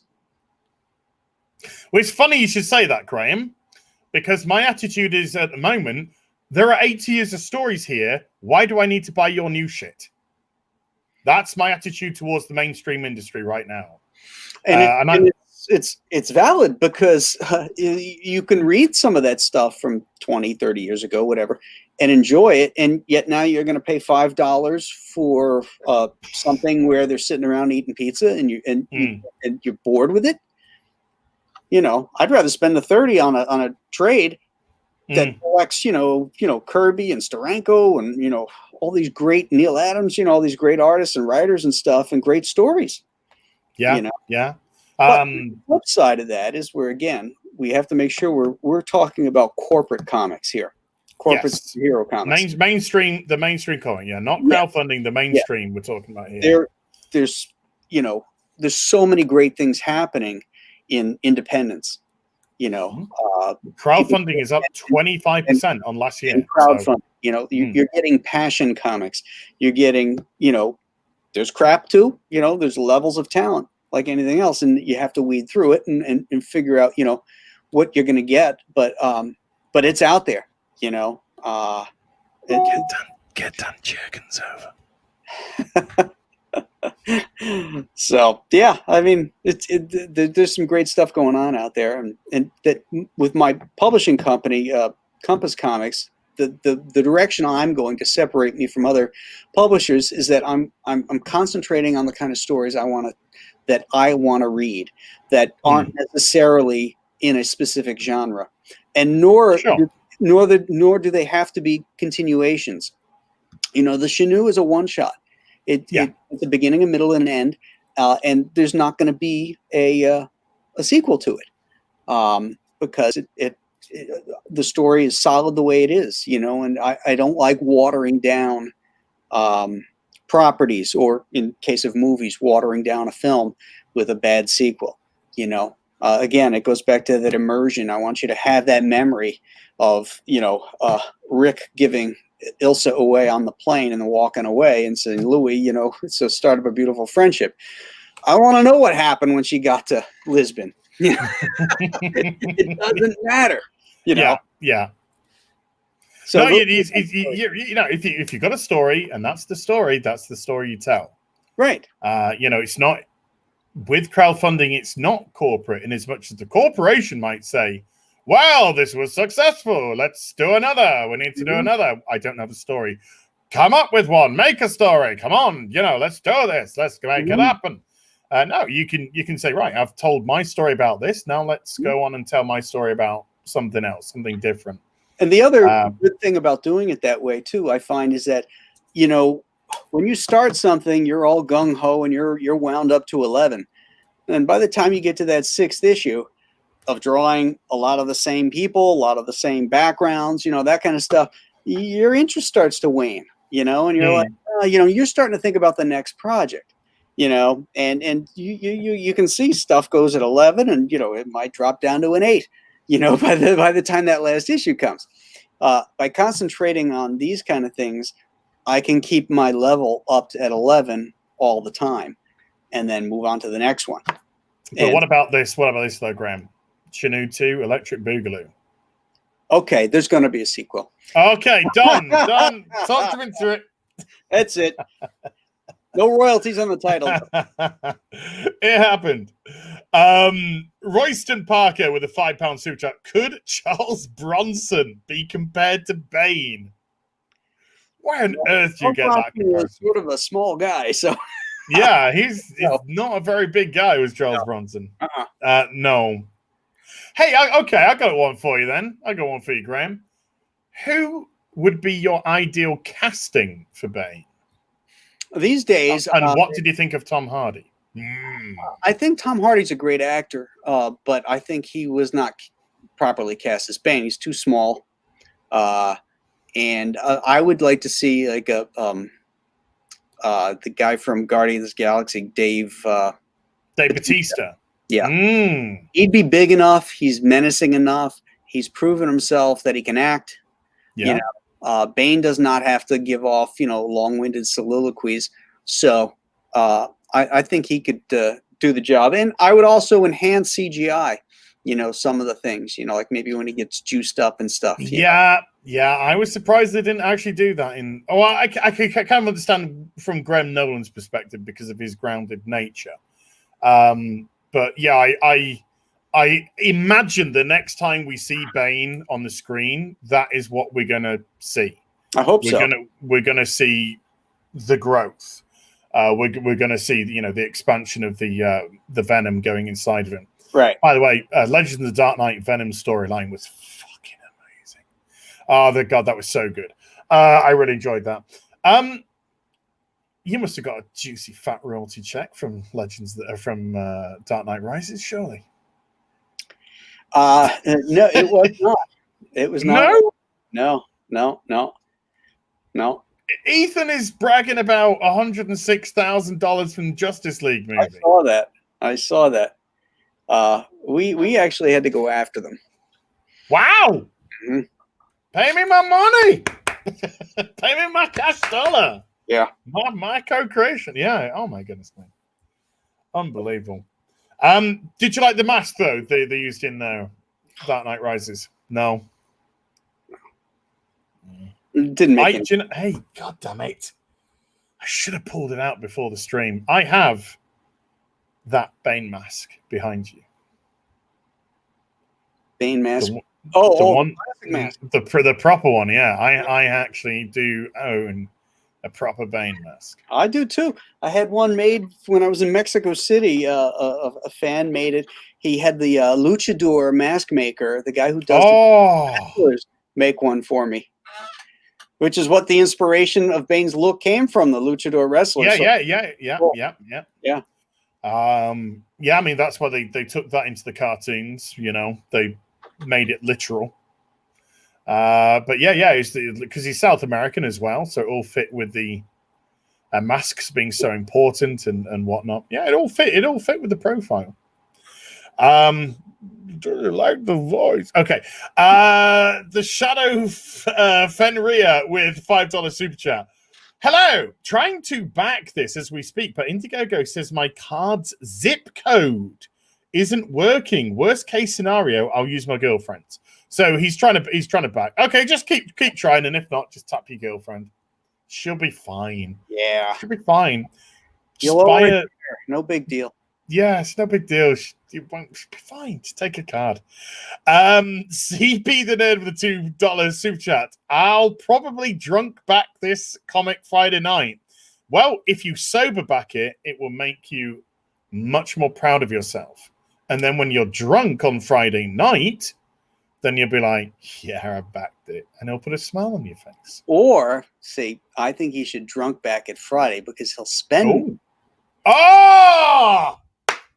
You know, business. Nobody counts their money when they're in the bar and they're drunk. They're just throwing money out, you know. So I'm going with drunk. I'm gonna get 6 fucking snow globes. Yeah.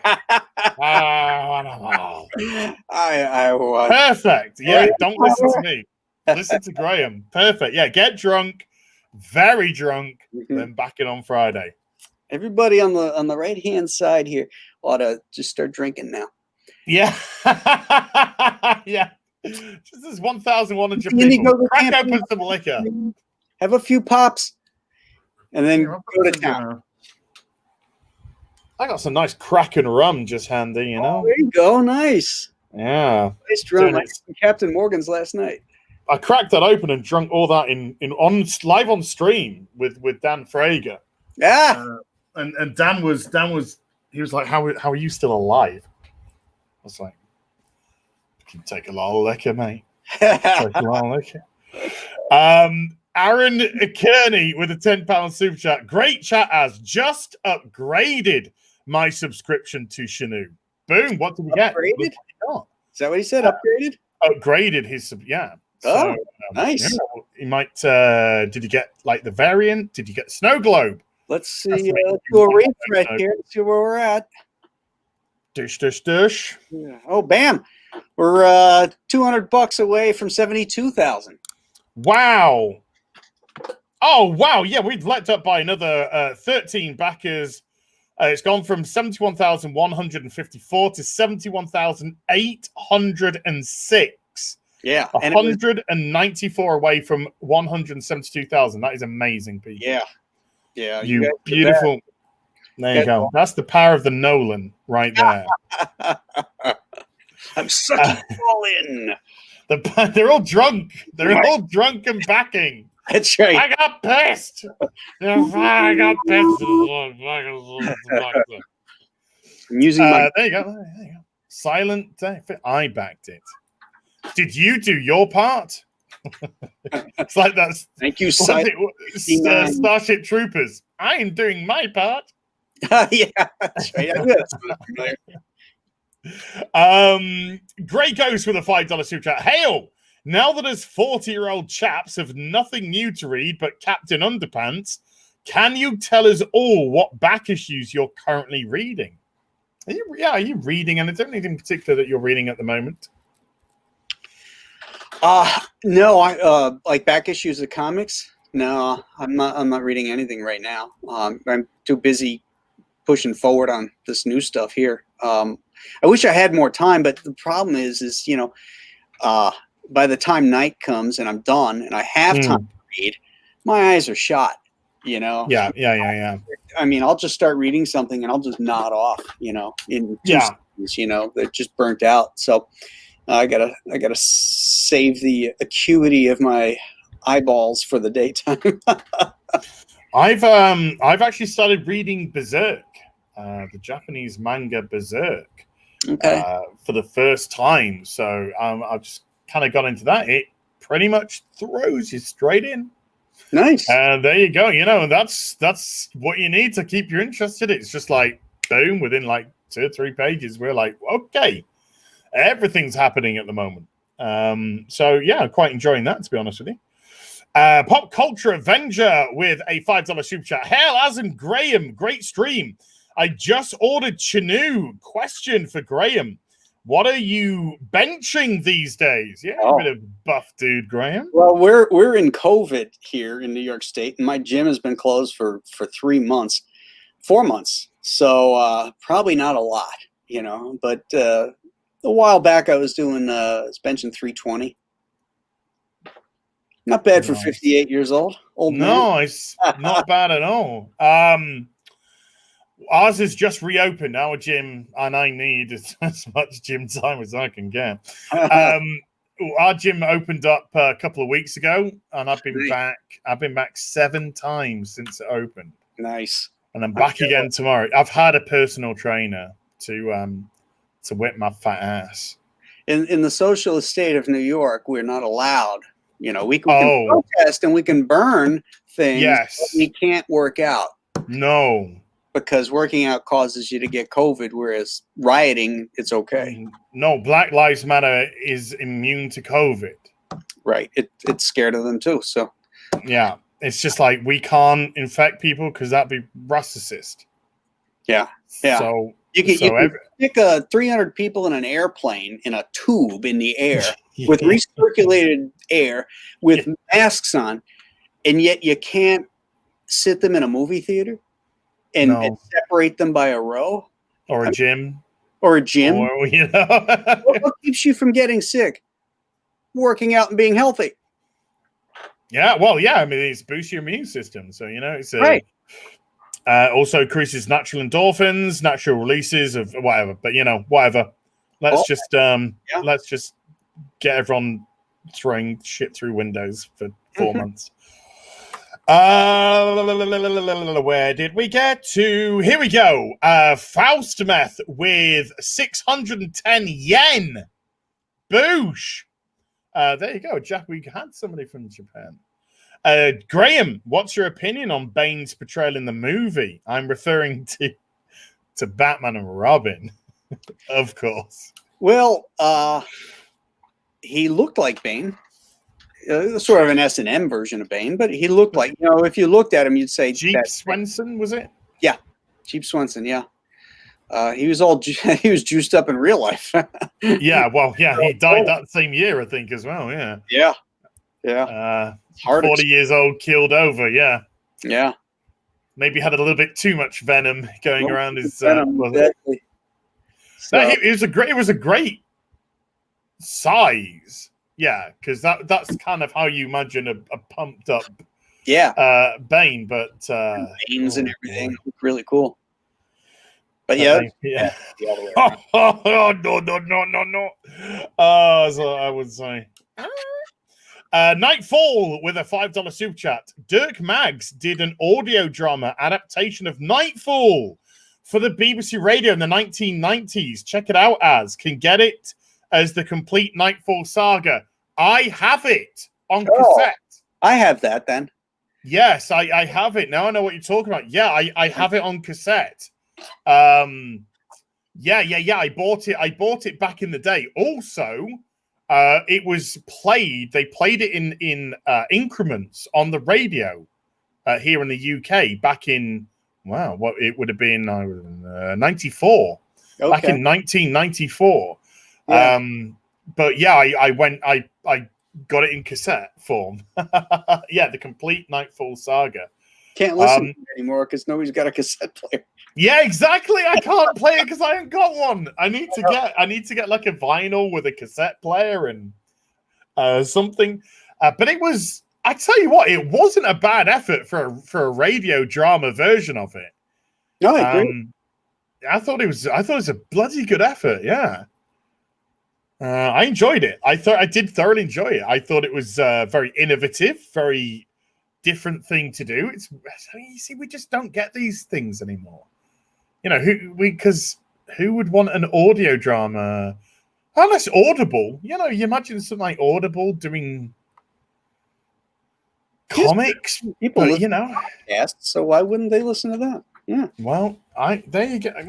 I think that'd be a thing to do if Audible kind of got into the comic book market as well and started doing Audible dramas of iconic comics. Get a cast and do your comic. Mm-hmm. Long Halloween, Hush, Knightfall, you know, Dark Knight Returns. There's just so much for you to, you know, Killing Joke, plenty of stuff for you to have a crack at and have fun with. But yeah, now I know what you're talking about, dude. Yeah, got it. Really enjoyed it. Mr. Clark with a $5 super chat just started getting into comics at 36, and Knightfall is where I started. Nice, excellent. There you go. So you'll be au fait with Mr. Nolan.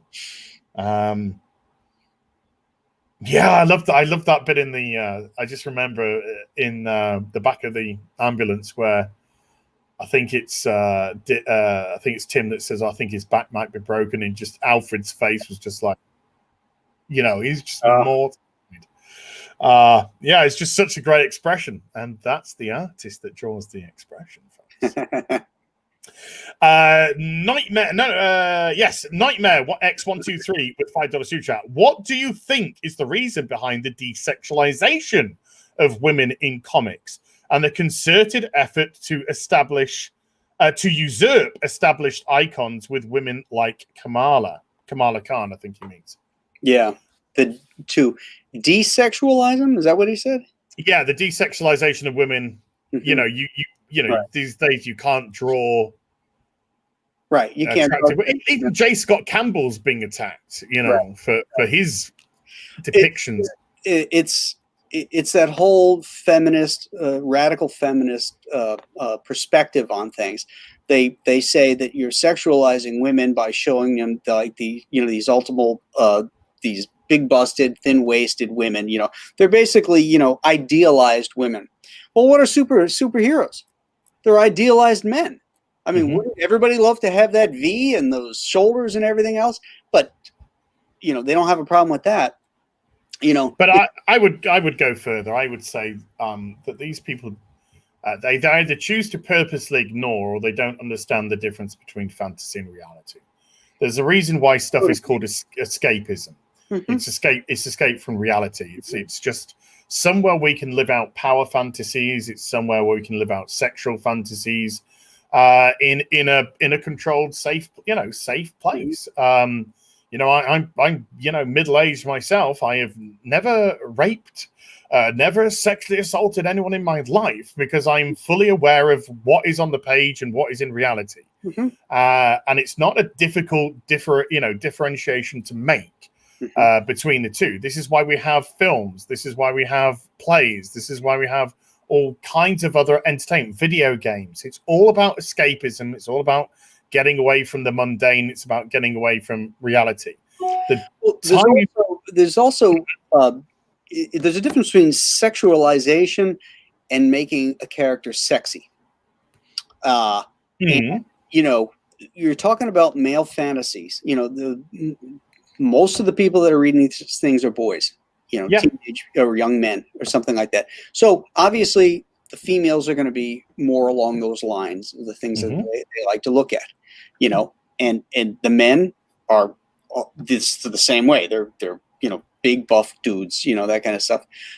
How is it how is it a reflection of real life when you watch a soap opera on TV and everybody is beautiful on that? Pretty, yeah. Because it's a visual medium again. Right. Exactly.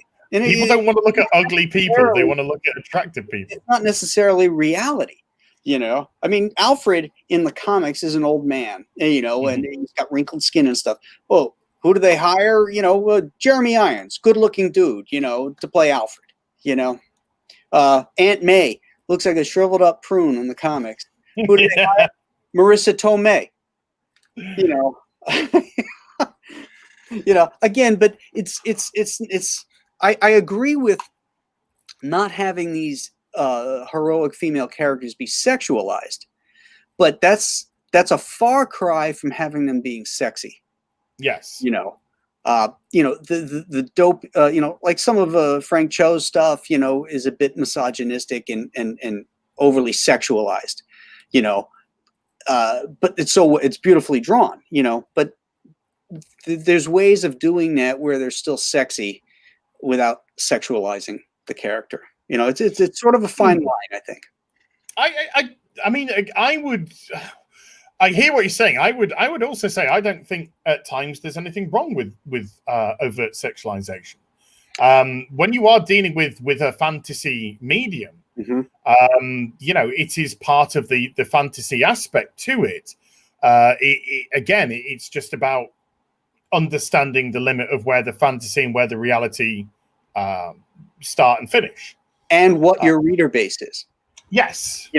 Are we talking about comics where there's kids reading them, or are we talking? Then you're not doing that sort of stuff. No. If you're dealing with a more adult audience, like let's say that your audience or I'm drawing a mature book that I'm catering towards late teens, adult males, right? Through to adult males, then sure you can push a boundary or two. If you're drawing, I'm drawing a book for teenagers and everything, then you've got to be careful about what you do. But there's nothing wrong with sex. That's when sexy's fine, and that's when over sexualization, that possibly can cross a line, because you got to respect that there is going to be a teenage audience with that. So it is understanding what your audience is and who your target audience is. And that's why, artists, when they're creating a work, it's for whatever reason they're doing so. But it's about understanding your audience. But again, I think half of it as well, to be honest with you, Graham, is about the desire to take away. I think there is an innate desire to take away from people at the moment. There is, with cancel culture and everything, we do unfortunately live in a time where there is a sickness. I think that's the only way to describe it. There is a sickness where people, particularly online, particularly on a social media platform, are getting a pleasure and a thrill from taking away from people.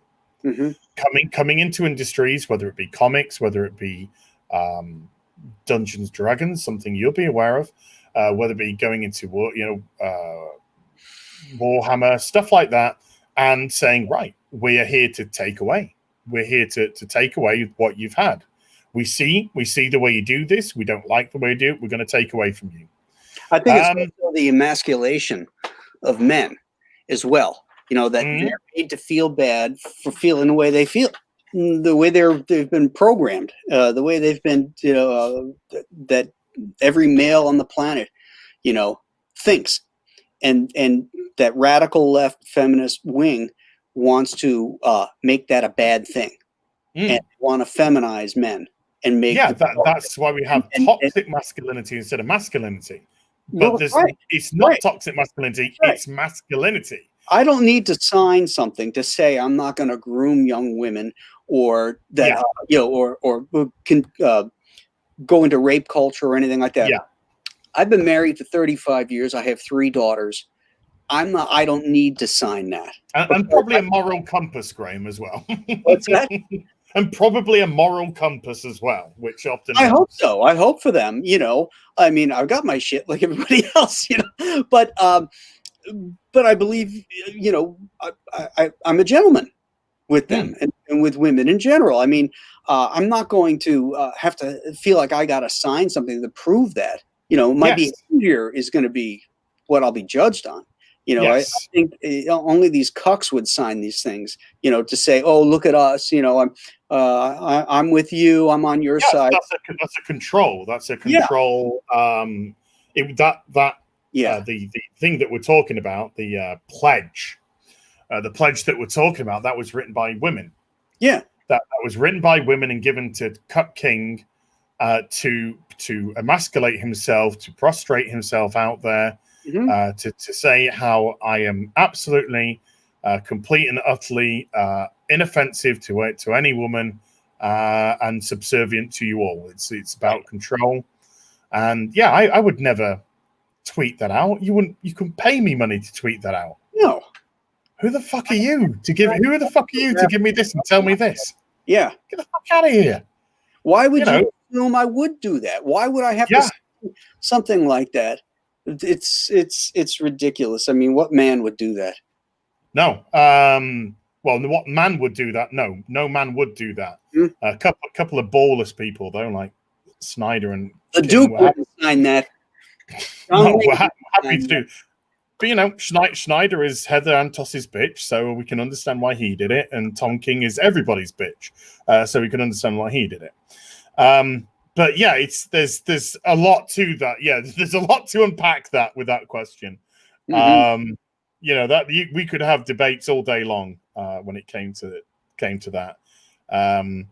I just personally think Kamala Khan is. I just think it's Samar Amanot. I just think she's self-inserted, you know, into the industry. That's as simple as that. Is she the running Marvel?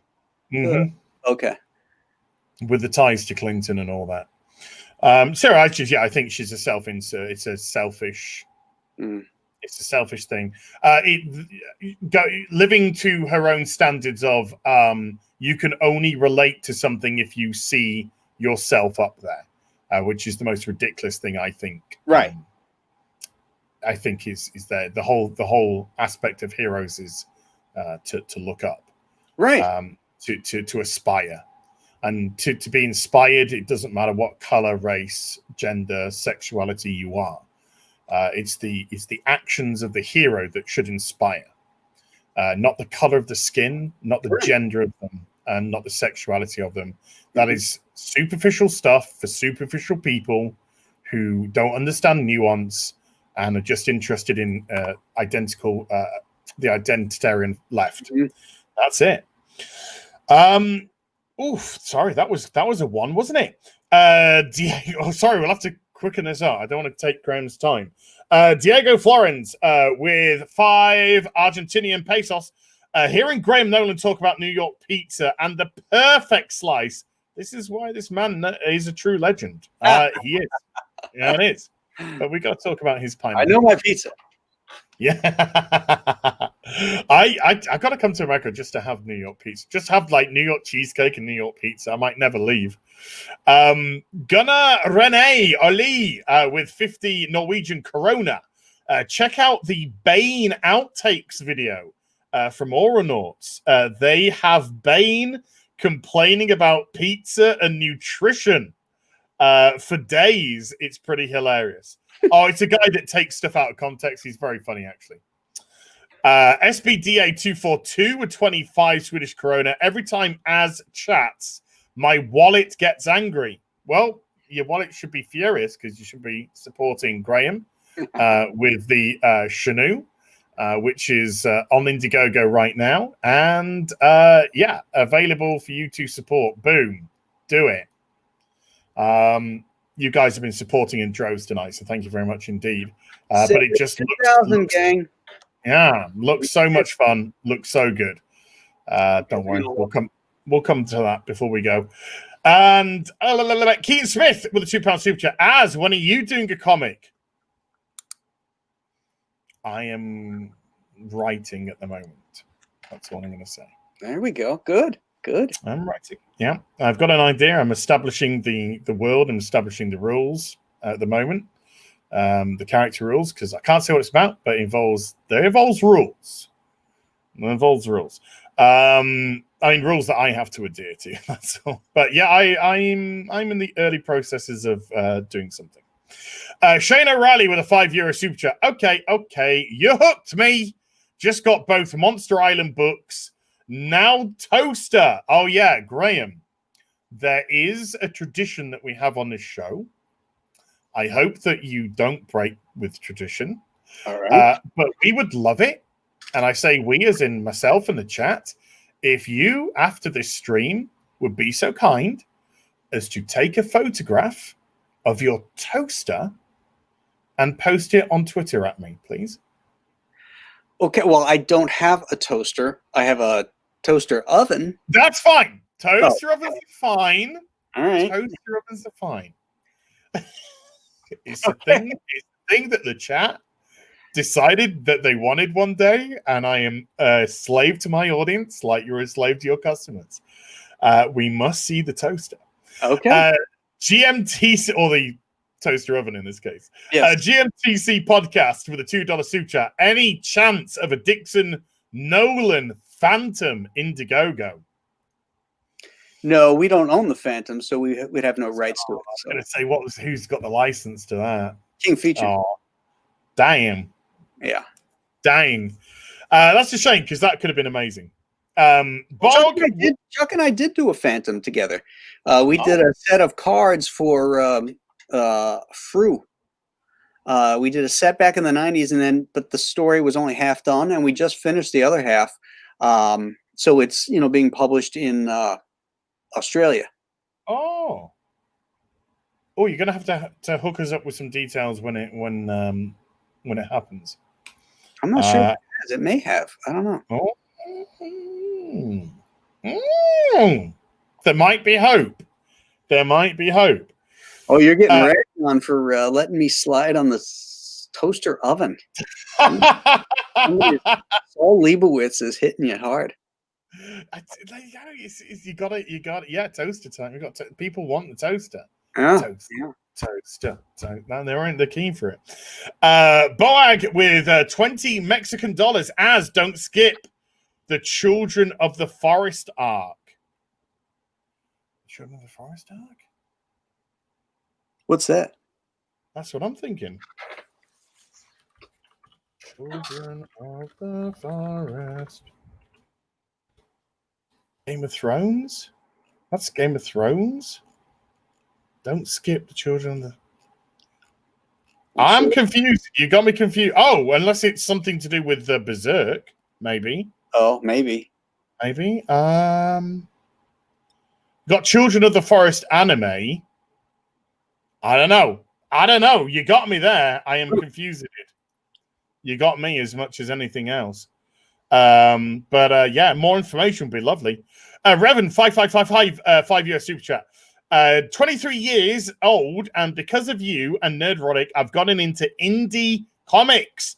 Chenoo looks cool. Also, been enjoying Black Hops from Timothy Lim. Oh, Tim's a good guy. Oh, good to hear. Yeah, Tim's a good guy. Oh, it is Berserk. It is the Children of the Forest is Berserk. Okay. Okay. I had a feeling.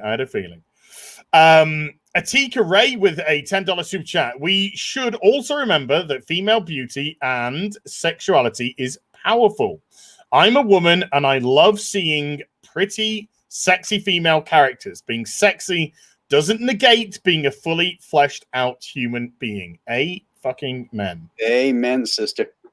Yeah. If you see beauty as only skin deep, as superficial, look at Catwoman. It's one of the great. I think she's one of the greatest female characters which still exist. Mm-hmm. And for the most part, not all the time, but for the most part, she's been written very well, and she's a very sexy woman. But she's very, very well-rounded and fleshed out.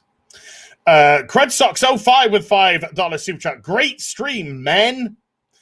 Keep up the good job. Credsox is also female. Thank you, woman. Manowar 665 with a $5 super chat. Thanks to Mr. Nolan for all your work, past, present, and looking forward to the future. Boozy tips for the gatekeeper. Try Don Q Angio rum. Okay. I'm a rum. Yeho, I think it is. Don Okay. Q and Yeho. Añejo. There you go. I'm just an uncultured Brit, so I don't know these fancy phrases. But okay, yeah, I'm a rum guy. I'm always willing to give it a go. Darth Gorbag with $12, 12 super chat. I don't need to see myself on screen to relate to a character. I have an OC who represents myself, except I'm a man of almost 40 and my OC is a teenage girl. Okay. Have fun with that one. OC, original character. What's an OC? Original character. Oh, maybe. OC. Didn't know he was talking about fiction. I thought he was talking about OC anime. OC. We got the OC. OC anime. OC Urban Dictionary. OC. I have to go to the Urban Dictionary for these things. Well, somebody said the original character. They say original character. Okay. Okay. Okay. Well, if that means he's a 40-year-old man and he's writing, you know, he can write a teenage girl. That's fine. Yeah. Sure. I don't have to be a cowboy to write a Western. Yeah. You don't have to. Yeah. Science fiction. Yes. You know. And you can apply it. You can apply it. I don't, just because I'm white doesn't mean I can't write about a black person or an Asian person in my book. Or I'm a man that I can't write about a woman. Exactly. You know, this segregation aspect, which is coming into comics, is also very frightening. Yeah. We have gone to extremes now, and you can't tell one extreme from the other anymore. They're too simple. I instead of having, you know, one extreme or another, I personally, I'd said it's like a circle, and the extremes are now there. Yeah. And Agatha Christie wasn't a detective, nor was she a man, and yet she could write Hercule Poirot. Oh, yeah. Yeah. And, you know, incredible mysteries, ABC, you know, loads of different things. Yeah. She was phenomenal. Absolutely phenomenal. Agatha Christie books. Yeah. How many Hercule Poirot? 70, 60, 70 odd, you know, Hercule Poirot stories. Yeah. My wife. Yeah. And we're talking 1920s. 20s, yeah, when it started, yeah. There you go. Project 17 with a £2 super chat. Yay! Toast time. And Borg with 20 Mexican dollars. Sorry, it's Berserk Lost Children Art. Yeah, sorry, the chat did say so. You didn't have to super chat again. I'm sorry about that. But yeah, the chat said it is a Berserk story. So yes, don't worry, I will get onto that. Reet, Graham, let's give one more plug to your amazing Indiegogo campaign. And boosh. There we go. The Chenoo top link, folks, in the description down below. Please, if you can support this, would be wonderful. We've got Graham Nolan's The Chenoo. I think I just said Chinook for some reason. Chinook. I've got probably Cecil in my head. Choke, man. How often I shake my head. But we've got the Chenoo. Every day. Every day. Every day, yeah. Every day. We got the Chenoo, which is looks like it's going to be a very interesting horror set in current day after the ramifications of a storm 43 years prior. The storm is back, and so is the evil. Also, you can pick up. I think this is great, you know, because a lot of campaigns have, you know, you got your trading cards, and that's great, and all that sort of stuff. Or your t-shirt or whatever. I think a snow globe. I think that's perfect for this. So we got the Chenoo snow globes. You can buy separately if you want, but I say get the comic as well, please. And it's a nice, scary horror where literally heads will fly. So Graham, do you want to give a last plug of your Chenoo book? Oh yeah, yeah. This is a true horror tale of claustrophobia, as 6 people are trapped in a house that the Chenoo is stalking during the storm of the century. So if you've ever been in a blizzard, there's nowhere to go, and they lose power, they lose heat, and they gotta leave this building with this thing out there. And it's pretty cool, pretty terrifying, a little gross in places, and it's full of surprises as well. Because we hit a stretch goal, I added an extra 8-page prologue story that takes place in 77. And when I told my wife how it ends, she looked at me and went, "Oh God, you can't do that." I'm like, "Oh yeah, now I'm definitely doing it because that's just baiting the bear now. yeah, I mean, once I got that reaction, I knew I had hit it. So Yeah. it's that little 8-page story is one that's not only terrifying but heartbreaking as well. So yeah, this is a great story if you like horror. It's very cinematically drawn, and as I had said earlier in our discussions, is that I try to immerse my readers into the story so that when they're done with the book, they don't realize that half an hour or 40 minutes has passed in their lives because they're just so pulled into the story and the illustrations as well. So that's a great image there. I hope you'll give it a shot. Oh, yeah, look at him sitting there in the back. You just thought light. You can see the line just coming. You just see the silhouette behind. It's very nice. Yeah. Heads up. So yeah, it's definitely scary and it's very, very cool. I'm very fantastic. Very proud of it. That's a great cover as well. I do like that. That's very reminiscent of your classic horrors as well, you know. Yeah. And another stretch goal that we hit is that both the variant and the regular cover are now going to be embossed foil stamped. So, oh yes. So that cover right there that's on the screen now, the logo and the blood that's coming at you are going to be an embossed foil stamp. So it's going to have like a 3D feel. Nice. Yeah, it's going to look really, really sharp. Ooh. Shrink. You're just getting torn apart by the Chenoo. Sorry. Graham, it has been an absolute. Let's do a quick refresh before we go, actually.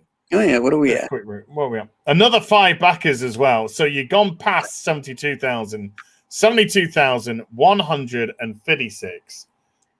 So that is absolutely fantastic. That's fantastic. You guys are the best. I really appreciate your support here. They're awesome. They're awesome the feed here because this has been great. Yeah, Graham, I want to thank you so much for coming on today. It's been not just a pleasure to have you on as a person. Anyway, as I said, it's just been a dream come true for me, literally. So it was great to converse with you and go through these stories and this history and obviously what's to come for the future, which is really encouraging as well. That here, almost 30 years after coming across your work for the first time, I can still get excited for more work from you, and future work from you, which is just bueno. So yeah, I'm very, very grateful indeed. Thank you ever so much. Is there anything else you want to plug while you're here? Your social medias, where to contact you, where to follow you? Well, I'm on Facebook and I'm on Twitter. GrahamNolan.com is my website. And check out the Expendables Go to Hell too. That's that campaign is going to be ending within the next couple of days if it hasn't. I think Zach said he was pulling it. So if you want to get on Expendables Go to Hell, you might want to check that out. Is it still up? Yeah, there it is right there. Expendables Go to Hell. It's in demand. It will be ending soon. Yeah. Written by Chuck Dixon, penciled by Graham Nolan. The Dream Team is back. Penciled and ink. Oh yes, nice. And that's the first project that I did digitally. Oh wow!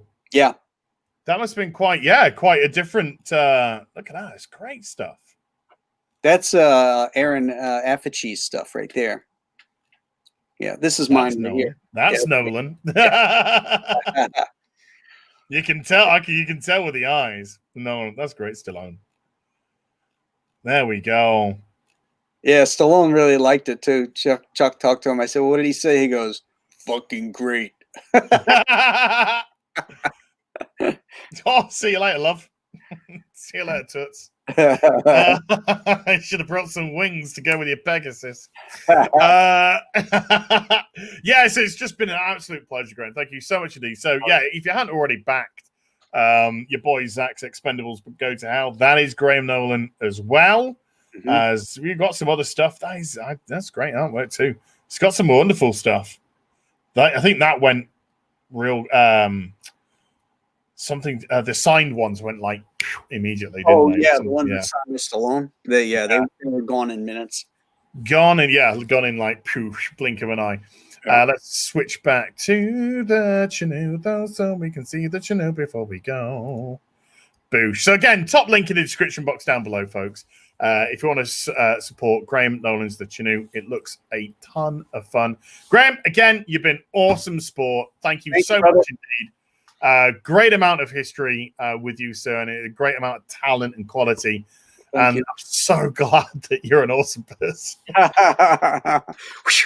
Pressure was never be heroes, folks. This is scary, you know.